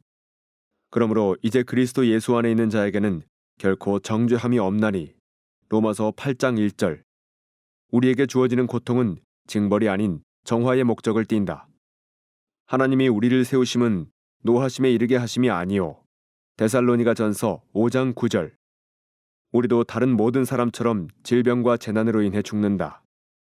그러나 그리스도 안에 있는 자들에게는 사망에 쏘는 것이 제거되었다. 고린도전서 15장 55절. 그래서 그들에게는 죽는 것도 유익하다. 빌립보서 1장 21절. 세상을 떠나는 것은 곧 그리스도와 함께 있는 것이다. 빌립보서 1장 23절. 사탄은 실제하지만 제약을 받는 존재이다. 이 세상의 불행이 하나님의 심판에서 비롯된 것이라는 말은 사탄이 세상의 불행에 관여한다는 사실을 배제하지 않는다. 성경은 사탄을 이 세상의 신, 고린도후서 4장 4절, 이 세상의 임금, 요한복음 12장 31절, 공중의 권세를 잡은 자, 에베소서 2장 2절 등으로 일컫는다.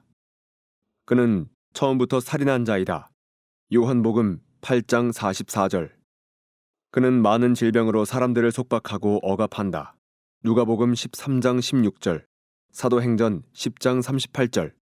그러나 사탄은 하나님의 통제를 받는다. 그는 하나님의 허락이 없으면 행동하지 못한다.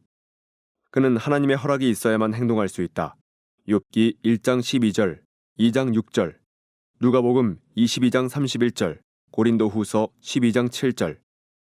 사탄이 가져다주는 피해의 정도는 하나님이 결정하신다.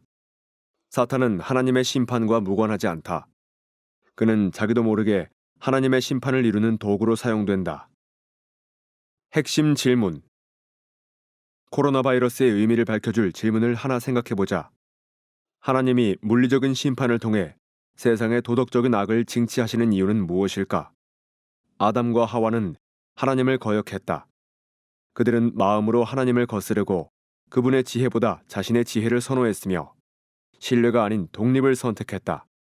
그런 거역과 선호와 선택은 영적이고 도덕적인 악에 해당한다. 그것은 육체가 아닌 영혼의 죄요, 사람이 아닌 하나님을 거스르는 죄였다.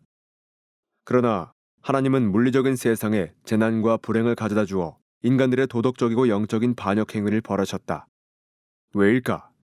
왜 물리적인 세상은 선한 상태로 그냥 놔둔 채로 죄를 저지른 인간의 영혼만 심판하지 않으셨을까? 질문에 대한 대답. 나의 대답은 이렇다. 하나님이 물리적인 세상을 저주 아래 두신 이유는 질병과 재난 안에서 목격하는 물리적 끔찍함이 죄의 끔찍함을 생생하게 보여주는 그림이 되게 하기 위해서이다. 다시 말해, 물리적인 악은 하나님을 거스른 도덕적인 악을 가리키는 편말이자 비유이자 드라마다. 이것이 적절한 이유는 무엇일까? 그 이유는 타락으로 인해 죄로 눈멀은 우리의 현재 상태로는 하나님을 거스르는 죄가 얼마나 불쾌한 것인지를 보거나 느낄 수가 없기 때문이다. 하나님보다 다른 것을 더 좋아하는 것이 얼마나 끔찍한 것인지를 스스로 깨닫는 사람은 세상에 아무도 없다. 하나님을 무시하고 거역함으로써 날마다 그분을 멸시하며 살아가고 있는 것을 근심하느라 밤잠을 설치는 사람이 과연 있는가? 그러나 우리는 물리적인 고통은 즉각 느낀다. 하나님이 우리의 육체를 건드리시면 우리는 매우 분개할 수도 있다. 날마다 마음으로 하나님을 욕되게 하는 것은 근심하지 않지만 코로나 바이러스가 발발해 우리의 육체를 위협하면 곧바로 하나님께 주의를 기울인다. 물리적인 고통은 세상에 무엇인가 심각하게 잘못된 것이 있음을 알리는 하나님의 나팔소리이다. 육체의 질병과 장애는 영적 영역 안에 존재하는 죄의 본질을 물리적인 차원에서 생생하게 보여주는 기능을 한다. 이것은 엄연한 사실이다. 가장 경건한 사람들 가운데도 세상에서 육체의 질병과 기형을 안고 사는 사람들이 일부 있지만 그럼에도 이것은 변함없는 사실이다. 불행과 재난은 죄의 대가가 무엇인지를 일깨워주고 장차 심판을 통해 수천 배나 더 큰 고통이 주어질 것을 미리 보여주는 역할을 한다. 그것들은 하나님을 거스른 죄의 영적 추악함과 도덕적인 끔찍함을 일깨우는 경고다. 바라건대 머리 모양에 기울이는 관심보다 훨씬 덜한 관심을 창조주께 기울여 그분을 멸시하고 무시하고 불신하고 욕되게 하는 죄가 얼마나 불경스럽고 무례하고 가증스러운 것인지를 모두가 깨닫고 느꼈으면 좋겠다. 하나님을 욕되게 하는 죄의 도덕적인 추악성을 깨닫고 그것을 미워하는가? 만일 그렇지 않다면 그것은 하나님이 코로나 바이러스와 같은 물리적인 불행을 통해 그것을 생생하게 보여주시지 않아서가 아니라 우리의 마음이 강팍하기 때문일 것이다. 하나님은 자비로우시게도 지금 우리를 향해 깨어라, 나를 거스른 죄가 이렇게 무섭고 흉측하다. 죄는 코로나 바이러스보다 훨씬 더 위험하다. 라고 외치고 계신다. 7장. 특정한 사람들에게 하나님의 심판을 내림. 대답 2. 사람들 가운데 더러는 악한 태도와 행위 때문에 하나님의 특별한 심판을 받아 코로나 바이러스에 감염되기도 할 것이다. 모든 불행은 타락의 결과, 곧 하나님을 멸시한 죄가 세상에 들어온 결과다. 그러나 그렇다고 해서 개인들이 겪는 고난이 모두 다 그 사람의 죄에 대한 하나님의 특별한 심판인 것은 아니다. 예를 들어 욥의 고난은 그의 죄와 아무 상관이 없었다. 욥은 온전하고 정직하여 하나님을 경외하며 악에서 떠난 자더라. 욥기 1장 1절이라는 욥기서의 첫 문장이 그 점을 분명하게 보여준다. 앞서 말한 대로 하나님의 백성도 심판으로 인한 물리적인 결과를 많이 경험한다. 베드로 사도는 이렇게 말했다. 하나님의 집에서 심판을 시작할 때가 되었나니 만일 우리에게 먼저 하면 하나님의 복음을 순종하지 아니하는 자들의 그 마지막은 어떠하며 또 의인이 겨우 구원을 받으면 경건하지 아니한 자와 죄인은 어디에 서리요. 베드로전서 4장 17절 18절. 하나님의 집에 대해서는 심판은 징벌이 아닌 정화의 목적을 지닌다. 따라서 모든 고난이 다 특정한 죄에 대한 하나님의 특정한 심판 때문인 것은 아니다. 그럼에도 불구하고 하나님은 때로 하나님을 거부하고 죄에 빠져 살아가는 사람들에게 특별한 심판을 내리신다. 특정한 죄에 대한 특정한 심판의 사례들.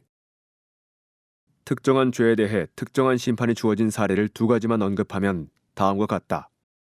사도행전 12장에서 헤롯 왕은 사람들이 자기를 신으로 일컫자 교만하게도 그것을 흡족하게 여겼다. 그때 주의 사자가 곧 친히 벌레에게 먹혀 죽으니라. 사도행전 12장 23절의 말씀대로 그는 심판을 받았다. 영광을 하나님께 돌리지 않은 탓이다. 하나님은 스스로를 높이는 사람들 모두를 그렇게 심판하실 수 있다. 사실 헤롯 외에도 많은 통치자들이 하나님과 사람 앞에서 교만하게 행동한 탓에 죽어 엎드러지는 것이 마땅하지만 하나님이 그렇게 하지 않으시는 것은 진정 큰 자비가 아닐 수 없다. 또 한 가지 사례는 동성애의 죄에 대한 심판이다. 바울 사도는 로마서 1장 27절에서 그와 같이 남자들도 순리대로 여자 쓰기를 버리고 서로 향하여 음욕이 부릴 듯하매 남자가 남자와 더불어 부끄러운 일을 행하여 그들의 그릇됨에 상당한 보응을 그들 자신이 받았느니라 라고 말했다. 여기서 상당한 보응이란 그들이 저지른 죄로 인해 그들에게 임한 고통스러운 결과를 가리킨다. 상당한 보응은 로마서 1장 18절에 나오는 하나님의 심판의 한 가지 예에 불과하다. 로마서 1장 18절은 하나님의 진노가 불의로 진리를 막는 사람들의 모든 경건하지 않음과 불의에 대하여 하늘로부터 나타나나니 라고 말씀한다. 이처럼 모든 고난이 특정한 죄에 대한 특정한 심판인 것은 아니지만 일부는 그러하다. 우리 모두 자신의 영혼을 살피자.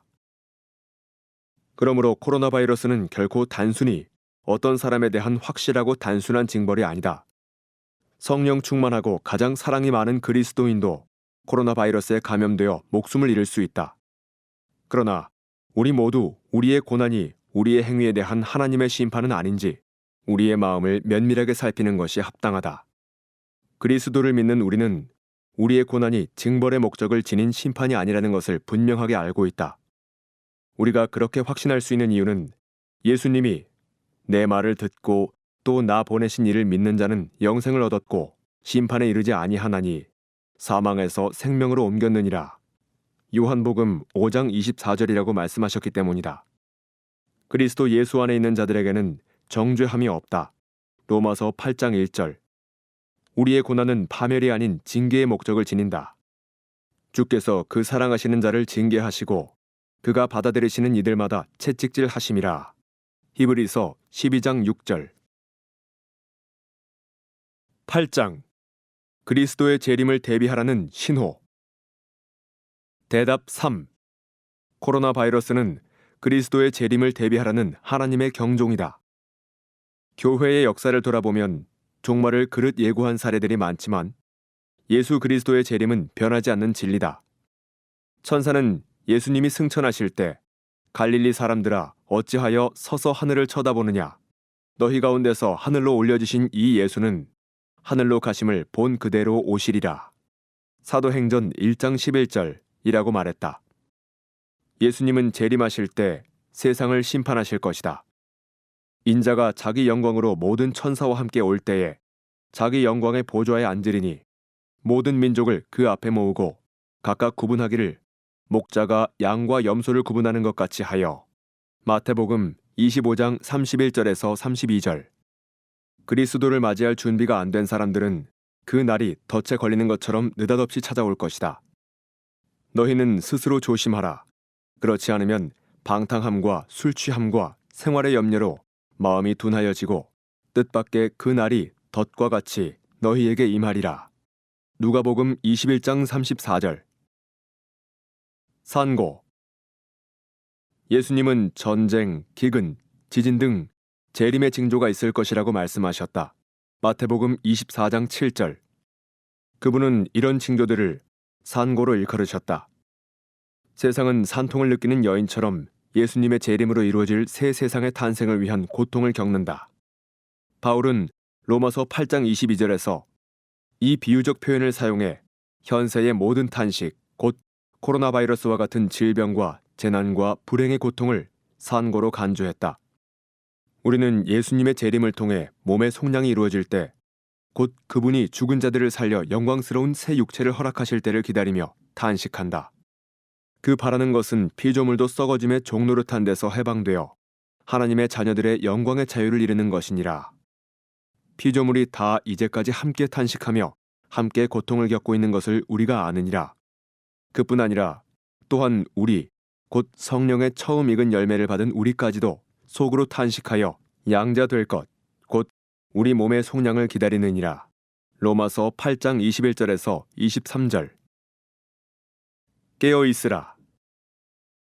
예수님은 우리가 코로나 바이러스를 비롯한 모든 형태의 산고를 재림의 징조로 받아들여 자신의 재림에 대비하기를 바라신다. 그분은 너희도 준비하고 있으라. 생각하지 않은 때에 인자가 오리라. 마태복음 24장 44절이라고 말씀하셨다. 예수님의 말씀을 심각하게 받아들이기 위해 재림의 날짜를 설정할 필요는 없다. 예수님이 하신 말씀은 오해의 여지가 없다. 주의하라. 깨어 있으라. 그때가 언제인지 알지 못함이라. 집주인이 언제 오는지 너희가 알지 못함이라. 깨어 있으라.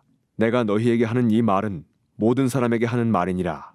마가복음 13장 33절에서 37절. 메시지는 분명하다. 깨어 있으라. 깨어 있으라. 깨어 있으라. 자연 세계의 산고는 이 메시지를 전하는데 그 목적이 있다. 그러나 깨어있지 않은 사람들이 얼마나 많은지 모른다. 그들은 정신없이 분주하게 활동하지만 예수 그리스도의 재림에 대해서는 아무런 관심이 없다. 참으로 위험천만한 일이 아닐 수 없다. 코로나 바이러스는 깨어 준비하라는 자비로운 기상신호다. 준비하는 방법은 예수 그리스도께 나와 죄사함을 받고 빛 가운데 행하는 것이다. 그렇게 하면 바울이 말한 빛의 아들들 가운데 속하게 될 것이다. 그는 이렇게 말했다. 형제들아, 너희는 어둠에 있지 아니하매 그 날이 도둑같이 너희에게 임하지 못하리니 너희는 다 빛의 아들이라. 그러므로 오직 깨어 정신을 차릴지라. 하나님이 우리를 세우심은 노하심에 이르게 하심이 아니요 오직 우리 주 예수 그리스도로 말미암아 구원을 받게 하심이라. 예수께서 우리를 위하여 죽으사 우리로 하여금 깨어 있든지 자든지 자기와 함께 살게 하려 하셨느니라. 데살로니가전서 5장 4절에서 10절. 9장. 그리스도의 무한한 가치에 비추어 삶을 재정렬하라는 신호. 대답 4. 코로나 바이러스는 우리 모두 회개하고 그리스도의 무한한 가치에 비추어 삶을 재정렬하라는 하나님의 우레와 같은 신호다. 비단 코로나 바이러스만이 회개를 촉구하는 유일한 신호인 것은 아니다. 홍수, 기근, 메뚜기 떼, 쓰나미, 질병 등 모든 자연재해가 회개를 촉구하는 하나님의 자비로운 부르심에 해당한다. 이런 사실이 누가복음 13장 1에서 5절에서 재난에 대해 가르치신 예수님의 가르침 안에 분명하게 드러나 있다. 그때 마침 두어 사람이 와서 빌라도가 어떤 갈릴리 사람들의 피를 그들의 제물에 섞은 일로 예수께 아뢰니 대답하여 이르시되 너희는 이 갈릴리 사람들이 이같이 해 받음으로 다른 모든 갈릴리 사람보다 죄가 더 있는 줄 아느냐? 너희에게 이르노니 아니라. 너희도 만일 회개하지 아니하면 이와 같이 망하리라. 또 실로암에서 망대가 무너져 치어 죽은 18사람이 예루살렘에 거한 다른 모든 사람보다 죄가 더 있는 줄 아느냐? 너희에게 이르노니 아니라. 너희도 만일 회개하지 아니하면 다 이와 같이 망하리라. 누가복음 13장 1절에서 5절. 빌라도는 성전에서 예배하던 사람들을 죽였고 실로암 망대는 무너져 18명이 죽었다. 전자는 인간의 사악함으로 인한 재난이었고 후자는 사고로 발생한 재난이었다. 재앙의 의미. 사람들은 이것이 무슨 의미입니까? 특정한 죄에 대한 하나님의 특정한 심판인가요? 라는 궁금증을 품고 예수님의 대답을 듣고 싶어 했다. 예수님의 대답은 놀라웠다. 그분은 그런 재난 때문에 죽은 사람들만이 아닌 모든 사람에게 적용되는 의미를 끌어내셨다. 그분은 그렇지 않다. 빌라도에게 살해된 사람들이나 망대에 깔려 죽은 사람들이 너희보다 죄가 더 많아서 그렇게 된 것이 아니다. 라고 대답하셨다. 너희라고 하셨나? 예수님이 그들의 죄를 끄집어내신 이유는 무엇일까? 그들은 자신들의 죄에 대한 예수님의 생각을 묻지 않았다. 그들은 자신들이 아닌 희생자들에 대한 재난의 의미를 알고 싶어 했다. 예수님의 대답은 놀라웠다. 그분은 그런 재난의 의미를 모든 사람에게 적용하셨다. 회개하라. 그렇지 않으면 멸망할 것이다. 이것이 예수님의 메시지였다. 예수님은 만일 회개하지 아니하면 다 이와 같이 망하리라 라고 2차례나 말씀하셨다. 누가복음 13장 3절, 5절. 아직 시간이 있을 때 부르시는 자비로운 부르심. 예수님은 어떤 일을 하신 것일까? 그분은 놀란 사람들의 관심을 바른 방향으로 이끌어 주셨다. 사람들은 재난을 놀라워하며 예수님의 의견을 물었지만 그런 물음 자체가 잘못된 것이었다. 그들은 사람들이 잔인하게 살해되고 무의미하게 사고로 죽은 것에 놀라워했다. 그러나 예수님은 너희는 오히려 너희가 살해되거나 깔려 죽지 않은 것을 놀라워해야 한다. 회개하지 않으면 너희도 언젠가 그런 심판을 받게 될 것이다. 라고 말씀하셨다. 하나님은 모든 재난을 통해 자비로운 메시지를 전달하신다. 우리는 모두 멸망할 운명에 처한 죄인들이고 재난은 아직 시간이 있을 때 회개하고 구원받으라는 하나님의 자비로운 부르심이다. 예수님은 죽은 자들에게서 산 자들에게로 초점을 옮겨 죽은 자들에 대해서는 말하지 말고 너희 자신에 대해 말해보자. 그것이 더 시급한 일이다. 그들에게 일어난 일은 너희에 관한 일이다. 너희가 관심을 기울여야 할 것은 그들의 죄가 아닌 너희 자신의 죄다. 라고 말씀하신 것이다. 나는 이것이 하나님이 코로나 바이러스를 통해 세상에 전하시려는 메시지라고 믿는다. 하나님은 온 세상을 향해 아직 시간이 있을 때 회개하라고 말씀하신다. 회개란 무엇인가? 좀 더 구체적으로 생각해보자. 회개의 의미는 무엇인가?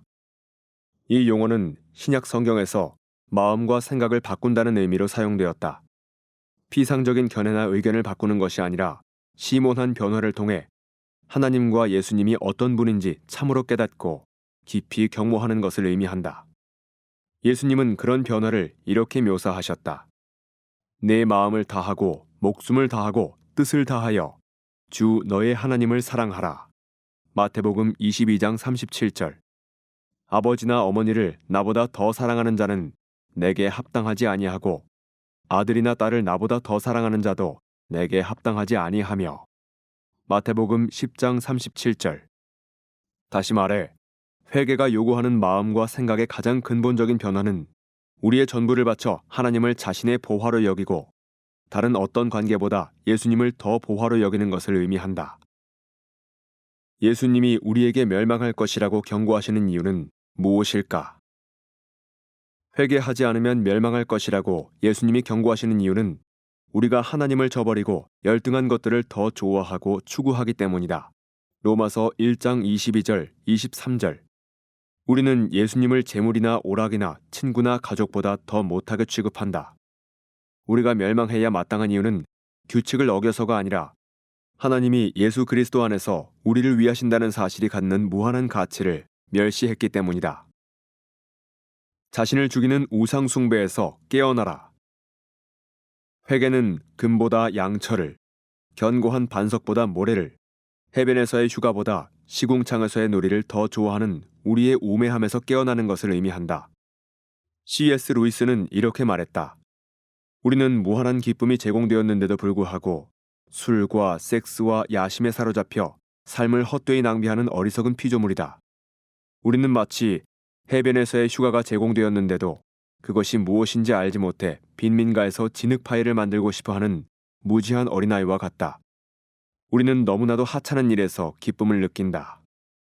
루이스가 말한 무한한 기쁨은 그리스도의 가치와 아름다우심과 위대하심을 보고 맛보고 나누는 경험을 가리킨다.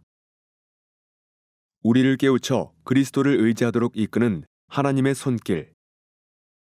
하나님이 코로나 바이러스를 허락하신 이유는 생생하고 고통스러운 현실을 통해 세상에는 궁극적인 안전과 만족을 주는 것이 없다는 것을 일깨워 주시기 위해서다. 그런 것들은 오직 예수님의 무한한 위대하심과 가치 안에서만 발견할 수 있다. 온 세상에 만연한 이 질병은 이동과 사업 활동과 사회적 관계의 자유를 빼앗아갔다.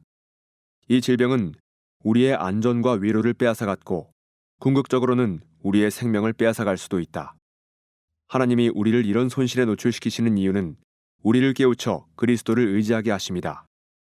다시 말해, 하나님이 재난을 세상을 향해 그리스도를 제공하는 기회로 삼으시는 이유는 고난 속에서도 그리스도로 말미암아 유지되는 우리의 기쁨을 통해 우리의 최고의 만족 되시는 그분의 위대함이 가장 밝게 빛나기 때문이다.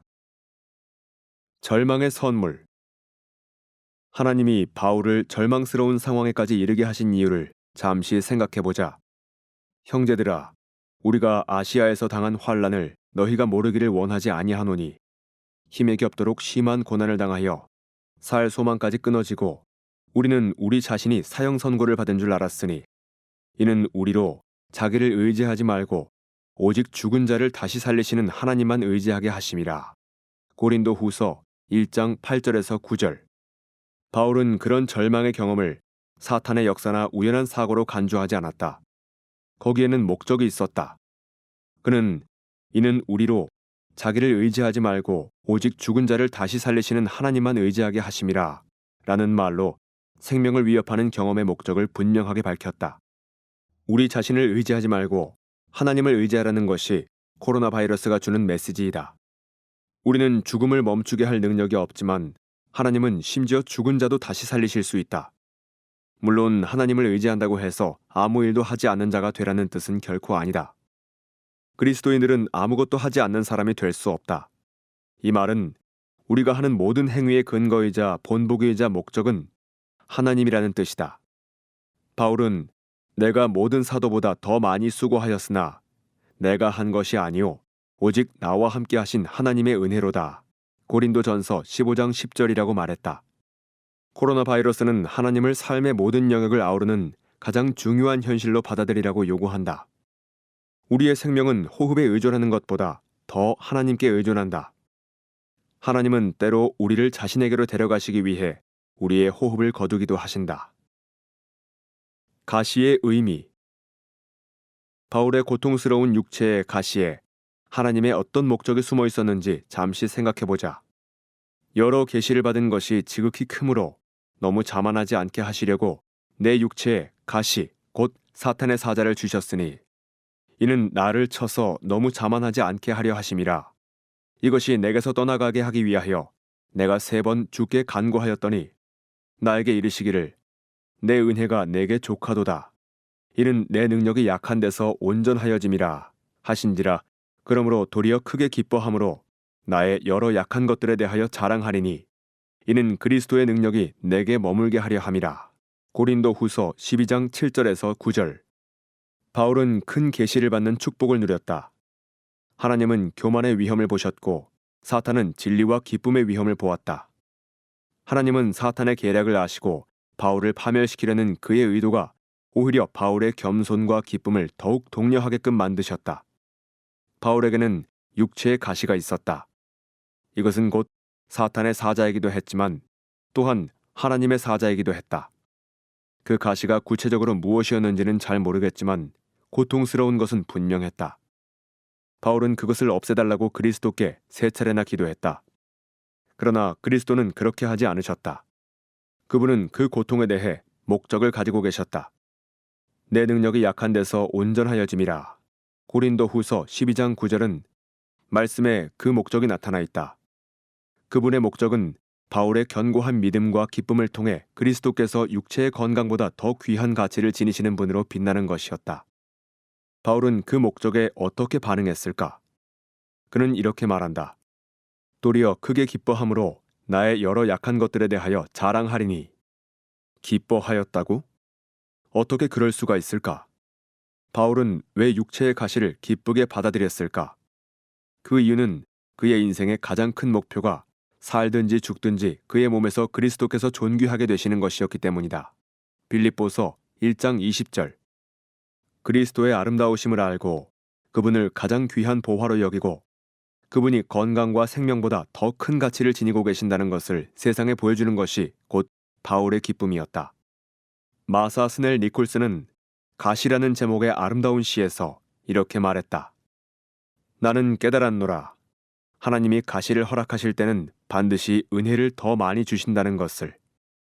그분은 가시를 핀처럼 사용하사 휘장을 제쳐 고정시켜 놓고 휘장 뒤에 감추어져 있던 자신의 얼굴을 보여주신다.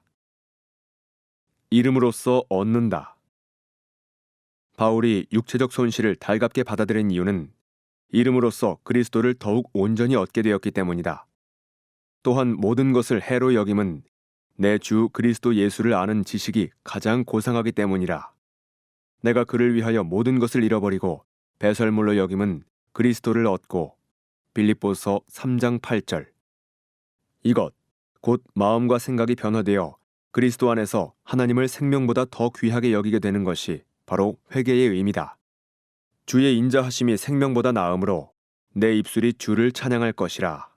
시편 63편 3절. 이것이 바울의 믿음이었다. 살든지 죽든지 그것은 변하지 않는 사실이었다. 살았을 때도 그리스도께서 모든 즐거움 중에서 최상의 즐거움이시고 죽었을 때도 주의 앞에는 충만한 기쁨이 있고 주의 오른쪽에는 영원한 즐거움이 있나이다. 시편 16편 11절이라는 말씀대로 그분이 기쁨이 되신다. 코로나 바이러스로 인해 작게는 사소한 불편함에서부터 크게는 생명을 잃는 일까지 온갖 손실이 발생한다. 바울이 기뻐한 비밀을 알면 이름으로써 얻을 것이다. 이것이 지금 하나님이 세상을 향해 말씀하고 계시는 것이다. 회개하고 그리스도의 무한한 가치를 소중히 여기는 삶을 살라. 10장. 위험 속에서도 선을 행하라는 부르심. 대답 5. 코로나 바이러스는 자기 연민과 두려움을 극복하고 용기와 기쁨과 사랑으로 선을 행함으로써 하나님을 영화롭게 하라는 부르심이다. 예수님은 제자들에게 너희 빛이 사람 앞에 비치게 하여 그들로 너희 착한 행실을 보고 하늘에 계신 너희 아버지께 영광을 돌리게 하라. 마태복음 5장 16절이라고 가르치셨다. 특히 고난의 때에 세상의 빛이요 소금이 되어 선을 행하면 그 빛이 더욱 밝게 빛나고 그 짠맛이 더욱 강해진다는 사실을 우리는 놓칠 때가 많다. 위기의 흑암 속에서 빛을 비추라. 예수님은 나로 말미암아 너희를 욕하고 박해하고 거짓으로 너희를 거슬러 모든 악한 말을 할 때에는 너희에게 복이 있나니 기뻐하고 즐거워하라. 하늘에서 너희의 상이 큼이라. 마태복음 5장 11절 12절이라고 말씀하셨다. 그러고 나서 너희는 세상의 소금이니 너희는 세상의 빛이라. 마태복음 5장 13절 14절이라고 덧붙이셨다. 위험 속에서의 선행은 단순한 선행보다 기독교의 맛과 빛을 더욱 강하게 만든다. 불신자들 가운데도 선을 행하는 사람들이 많다. 그러나 그런 행위를 보고 하나님께 영광을 돌리는 사람은 거의 없다. 마태복음 5장이 전제하는 위험은 질병이 아닌 박해다. 그러나 원리는 똑같다. 질병이든 박해든 위험 상황 속에서 행하는 사랑의 행위는 그것이 하나님 안에서의 소망에 의해 지탱되는 것이라는 사실을 더욱 분명하게 보여준다. 예를 들어 예수님은 이렇게 말씀하셨다. 잔치를 베풀거든 차라리 가난한 자들과 몸 불편한 자들과 저는 자들과 맹인들을 청하라. 그리하면 그들이 갚을 것이 없으므로 내게 복이 되리니 이는 의인들의 부활 시에 내가 갚음을 받겠음이라. 누가복음 14장 13절 14절. 하나님께 대한 내세의 소망, 부활 시에 갚음을 받겠음이라를 품고 살면 이 세상에서 보상을 기대하지 않고 선을 행할 수 있는 힘을 얻게 된다. 위험 상황, 특히 죽음의 위험을 감수하면서 행하는 선행의 경우도 마찬가지다. 베드로는 예수님의 가르침을 어떻게 적용했나? 베드로 사도는 신약 성경의 다른 저자들보다 선행에 관한 예수님의 가르침에 더 많은 관심을 기울였다. 너희는 이방인 중에서 행실을 선하게 가져 너희를 악행한다고 비방하는 자들로 하여금 너희 선한 일을 보고 오시는 날에 하나님께 영광을 돌리게 하려 함이라. 베드로전서 2장 12절. 베드로는 위험 상황 속에서 행하는 선행에 대한 자신의 생각을 분명하게 밝혔다. 그는 하나님의 뜻대로 고난을 받는 자들은 또한 선을 행하는 가운데 그 영혼을 미쁘신 창조주께 의탁할지어다. 베드로전서 4장 19절이라고 말했다. 다시 말해 고난의 가능성이나 고난의 현실 때문에 선행을 멈추지 말라는 것이다. 그리스도께서는 우리가 위험 속에서 선을 행하게 하기 위해 죽으셨다. 베드로는 이 새로운 삶의 방식을 우리 죄를 위해 예수님이 죽으신 사실과 연관시켰다. 그는 말했다. 그리스도께서 친히 나무에 달려 그 몸으로 우리 죄를 담당하셨으니 이는 우리로 죄에 대하여 죽고 의에 대하여 살게 하려 하심이라. 베드로전서 2장 24절. 그리스도 때문에 그리스도인들은 죄를 죽이고 의에 헌신한다. 바울도 예수님의 죽음과 선을 행하려는 그리스도인들의 열심을 연관시켰다. 그가 우리를 대신하여 자신을 주심은 모든 불법에서 우리를 속량하시고 우리를 깨끗하게 하사 선한 일을 열심히 하는 자기 백성이 되게 하려 하심이라. 디도서 2장 14절.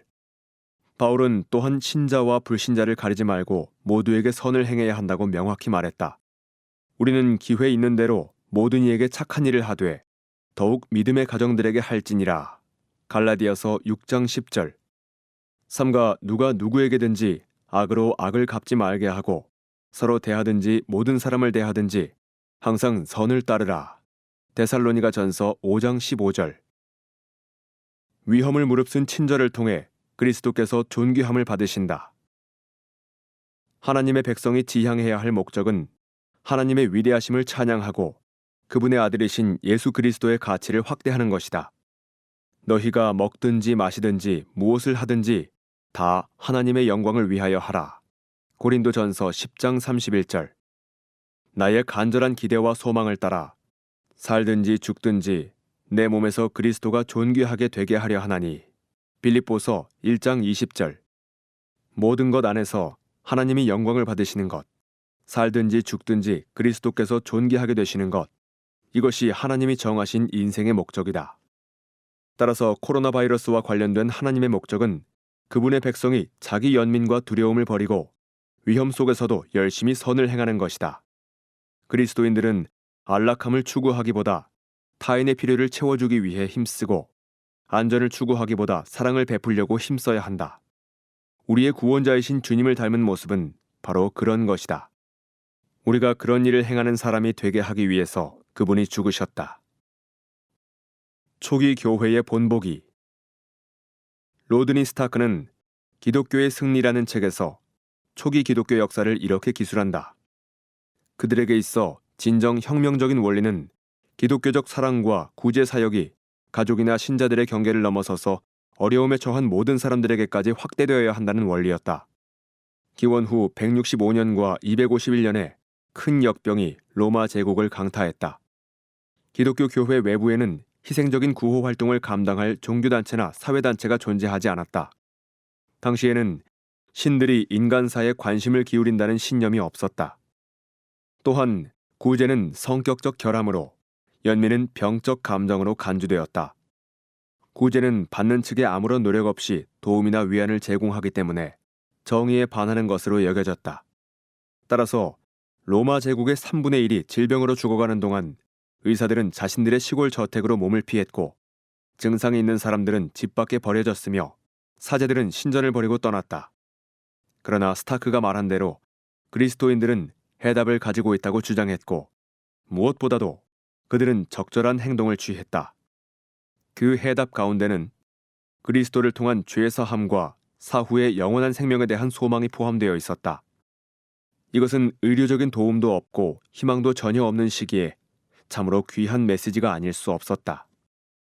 또한 많은 그리스도인들이 직접 행동에 나서 병자들과 죽어가는 자들을 보살폈다. 두 번째 역병이 끝나갈 무렵 알렉산드리아의 주교 디오니시우스는 자기 교회 신자들을 크게 치하하는 내용을 담은 편지를 써보냈다. 우리 형제들은 대부분 자신을 아끼지 않고 오직 서로만을 생각하며 무한한 사랑과 충실함을 보여주었다. 그들은 위험을 아랑곳하지 않고 병자들을 돌보며 그들의 모든 필요에 주의를 기울여 그리스도 안에서 그들을 정성껏 보살폈다. 죽는 사람들은 행복해하며 평화롭게 세상을 떠났다. 로마 황제들의 무지를 잠재우다. 그리스도를 믿는 믿음으로 당시의 문화와는 다르게 병자들과 가난한 자들을 보살폈던 그리스도인들의 행위는 이교 신앙으로부터 많은 사람을 구원하는 결과를 낳았다. 첫 번째 역병 발발로부터 2세기가 지난 후 고대 로마 종교를 부활시키고 싶어 했던 로마 황제 율리아누스는 기독교를 위협적인 요인으로 간주했고 갈라디아의 로마 대사자에게 편지를 보내 실망감을 토로했다. 기독교 신앙을 지칭하는 무신론이 낯선 자들을 사랑으로 섬기고 죽은 자들을 장사 지내는 일을 도움으로써 크게 세력을 확장해왔다. 거지가 된 유대인이 한 사람도 없다는 사실과 불경스러운 갈릴리인들, 그리스도인들이 그들의 빈자들만이 아니라 우리의 빈자들까지 보살피고 있다는 사실은 매우 유감스럽다. 우리는 우리에게 속한 사람들에게 도움을 베풀어야 하지만 그러지 못하고 있다. 하나님이 보내신 고난을 경감하기 위한 노력. 코로나 바이러스를 하나님이 행하신 일로 간주하는 것과 그리스도인들에게 위험을 무릅쓰고 그로 인한 고난을 경감시키라고 촉구하는 것은 서로 모순되지 않는다. 하나님은 인간의 타락 때문에 세상이 죄와 불행으로 고통을 받게 하셨다. 그분은 멸망의 심판을 허락한 장본인이시지만 자기 백성들이 멸망하는 사람들을 구출하는 일을 추구하도록 작정하셨다. 하나님은 자신의 의로운 심판으로부터 사람들을 구원하기 위해 예수 그리스도 안에서 세상 속으로 오셨다. 로마서 5장 9절. 이것이 그리스도의 십자가가 지니는 의미다. 따라서 하나님의 백성들의 선행에는 병자들의 치유를 빌면서 하나님, 이제 손을 멈추시고 이 팬데믹을 거두시며 치유책을 허락해 주소서라고 기도하는 것을 포함한다. 우리는 코로나 바이러스에 대해 기도하며 그로 인한 고통을 경감시키기 위해 에이브러햄 링컨이 기도한 것처럼 기도한다. 그는 남북전쟁을 하나님의 심판으로 간주했지만 전쟁의 종식을 위해 기도하며 그것을 끝내려고 노력했다. 이 엄청난 전쟁의 재앙이 신속히 지나가기를 간절히 기도하고 열렬히 바란다. 그러나 노예들이 250년 동안 정당한 대가 없는 노역을 감당한 결과로 축적된 부가 모두 소진되고 채찍에 맞아 흘린 마지막 한 방울의 피까지 칼로 흘린 피로 모두 충족될 때까지 전쟁이 계속되는 것이 하나님의 뜻이라면 3000년 전 말씀처럼 여전히 하나님의 심판은 진실하고 의롭다고 말해야 할 것이다. 하나님은 자신이 행하실 일이 있다. 그 가운데 많은 것이 비밀에 쌓여 있다. 우리에게는 우리가 행할 일이 있다. 우리가 하나님을 믿고 그분의 말씀에 복종한다면 하나님은 그분의 주권적인 섭리와 우리의 섬김을 통해 자신의 선하고 지혜로운 목적을 이루실 것이다. 11장 선교의 진전을 가져옴. 대답 6. 하나님은 코로나 바이러스를 통해 전 세계의 현실 안주형 신자들을 일깨워 새롭고 혁신적인 일을 하게 하시고 복음을 믿지 않는 세상 사람들에게 그리스도의 복음을 전하게 하신다. 코로나 바이러스를 선교와 연계시키는 것은 이상한 생각처럼 들릴 수 있다. 왜냐하면 코로나 바이러스로 인해 단기적으로는 여행과 이동과 선교 활동이 중단되었기 때문이다. 그러나 나는 단기적인 관점에서 생각하지 않는다. 하나님은 항상 역사의 대격변과 고난을 교회를 움직이는 수단으로 사용해 복음이 필요한 곳으로 향하게끔 만드셨다. 코로나 바이러스의 영향을 장기적인 관점에서 보면 하나님은 또다시 그런 섭리를 베푸실 것이 분명하다. 선교 전략으로서의 박해. 예를 들어 하나님은 신자들이 예루살렘에서 나와 유대와 사마리아의 복음을 전하도록 이끄셨다. 예수님은 제자들에게 복음을 예루살렘과 온 유대와 사마리아와 땅끝까지 곧 온 세상에 두루 전하라고 명령하셨다. 사도행전 1장 8절. 그러나 사도행전 7장이 지나기까지 복음 전도는 예루살렘에만 국한되어 있었다. 그런 상황에서 무엇이 교회를 움직여 복음을 전하게 했을까? 스데반의 죽음과 그 이후의 박해가 필요했다. 스데반이 순교한 후 즉시 박해가 일어났다. 사도행전 7장 60절. 그날에 예루살렘에 있는 교회에 큰 박해가 있어 사도 외에는 다 유대와 사마리아 모든 땅으로 흩어지니라. 그 흩어진 사람들이 두루 다니며 복음의 말씀을 전할세. 사도행전 8장 1절에서 4절. 하나님이 자기 백성을 움직이신 방법은 순교와 박해였다. 그리하여 마침내 유대와 사마리아가 복음을 듣게 되었다. 하나님의 방법은 우리의 방법과 다르다. 그러나 그분의 선교는 확실하게 이루어진다. 예수님이 그렇게 말씀하셨고 그분의 말씀은 실패하지 않는다. 내가 이 반석 위에 내 교회를 세우리니 음부의 권세가 이기지 못하리라. 마태복음 16장 18절. 이 천국의 복음이 모든 민족에게 증언되기 위하여 온 세상에 전파되리니. 마태복음 24장 14절. 복음이 전파될 수도 있다라고 말씀하시지 않고 전파되리니라고 말씀하셨다. 전략적인 전진을 위한 후퇴. 코로나 바이러스로 인해 세계 선교에 차질이 발생했다고 생각할지도 모르지만 내 생각은 그렇지 않다. 하나님은 후퇴를 통해 큰 전진을 이루는 방법을 종종 사용하신다. 1985년 1월 9일 불가리아의 한 회중교회를 이끄는 흐리스토 쿨리체프 목사는 당국에 체포되어 감옥에 투옥되었다. 그의 죄목은 교회가 선출하지 않은 사람을 국가가 목회자로 임명했음에도 불구하고 그의 교회에서 설교를 전했다는 것이다. 그의 재판은 정의를 우롱하는 것이었다. 그는 8개월의 감옥형을 선고받았다. 그는 감옥에 있는 동안에도 자신이 할 수 있는 모든 방법을 동원해 그리스도를 전했다. 그는 추록한 뒤에 죄수들과 간수들이 내게 많은 질문을 물어왔다. 교회에서보다 감옥에서 더 많은 결실을 맺는 사역을 할 수 있었다. 자유로울 때보다 감옥에 있을 때 하나님을 더 잘 섬길 수 있었다 라고 말했다. 하나님은 종종 그런 방법을 사용하신다. 코로나 바이러스가 전 세계에 만연한 이 심각한 상황을 하나님은 헛되이 흘려보내지 않으실 것이다. 이 상황은 세계 복음화라는 하나님의 확고한 목적을 이루는 기회가 될 것이다. 그리스도께서는 자신의 피를 헛되이 흘리지 않으셨다. 요한계시록 5장 9절은 그리스도께서 각 족속과 방언과 백성과 나라 가운데에서 사람들을 피로 사서 하나님께 드리신다고 말씀한다. 그분은 자신의 고난에 대한 보상을 받으실 것이다. 심지어 세계적인 전염병도 지상 명령을 이루는 데 이바지할 것이다. 마치는 기도.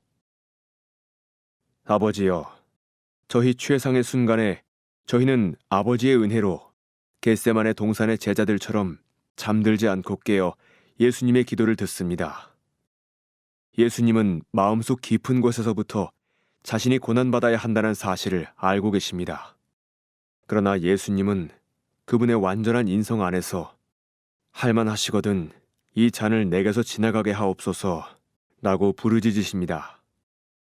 그와 마찬가지로 저희도 마음속 깊은 곳에서부터 이 유행병이 선하고 필요한 목적을 위해 아버지의 지혜로 작정된 것임을 알고 있습니다. 저희도 고난받아야 합니다. 아버지의 아들께서는 무죄하셨지만 저희는 그렇지 않습니다. 하지만 덜 완전한 인성을 지닌 저희도 예수님처럼 할만하시거든 이 잔을 지나가게 하옵소서 라고 부르짖나이다. 오 하나님, 주님이 작정하신 이 고통스럽고 의롭고 자비로운 사역을 신속히 행하시옵소서. 심판을 오래 베풀지 마옵소서. 긍휼을 베풀기를 지체하지 마옵소서. 오 하나님, 주님의 인자하심을 따라 가난한 자들을 기억하소서. 고난받는 자들의 부르짖음을 잊지 마옵소서. 회복을 허락하소서. 치유책을 허락하소서. 기도하오니 가련하고 무력한 저희를 이 재난으로부터 구원하소서. 하지만 주님, 저희의 불행과 슬픔이 헛되이 돌아가지 않게 해주소서. 무익한 물질주의와 그리스도 없는 쾌락에 힘없이 굴복당한 주의 백성들을 정화하소서. 사탄의 미끼를 달게 느끼는 저희의 입을 깨끗하게 하소서. 교만과 미움과 불의한 길의 뿌리와 찌꺼기를 저희에게서 제거하시고 하나님의 영광을 경홀히 여기는 저희 자신의 모습에 분노할 수 있게 하시며 심령의 눈을 열어 그리스도의 아름다우심을 보고 맛보게 하시고 하나님의 아들과 하나님의 길과 하나님의 말씀을 사모하게 하소서. 저희에게 동정심 넘치는 용기를 가득 채워주시고 하나님의 백성들의 섬김을 통해 하나님의 이름을 영화롭게 하소서. 주님의 손을 내미사 이 멸망해가는 세상을 위해 큰 각성을 허락해 주시고 이 세대를 향해 그들의 행위를 회개하지 아니하더라라는 요한계시록의 두려운 말씀이 선포되지 않게 하소서. 사람들의 육체를 치신 것처럼 그들의 잠든 영혼도 쳐서 깨워주소서. 그들이 교만과 불신앙의 어둠 속에서 잠들어 있지 않게 하옵소서. 큰 긍휼을 베풀어 그들의 뼈를 향해 살아나라고 말씀하소서. 많은 사람의 마음과 삶이 예수님의 무한한 가치를 따라 정렬될 수 있게 도와주소서. 예수님의 이름으로 기도합니다. 아멘. 코로나 바이러스와 그리스도, 존 파이퍼 저, 조계광 역, 진양욱 낭독, 개혁된 실천사 2020년 발간. 이 오디오북을 들어주셔서 감사합니다. 이 책은 2020년에 크로스웨이 출판사에 의해 코로나 바이러스와 그리스도라는 제목으로 발간된 책이며 저작권은 디자이어링갓 재단에게 있습니다. 이 한국어판 오디오북은 디자이어링갓 재단과의 계약에 의해 제작되었으며 이 한국어판의 저작권은 개혁된 실천사에게 있습니다. 개혁된 실천사의 사전 승인이 없으면 어떤 이유로든 이 녹음의 일부를 재생산해서는 안 됩니다.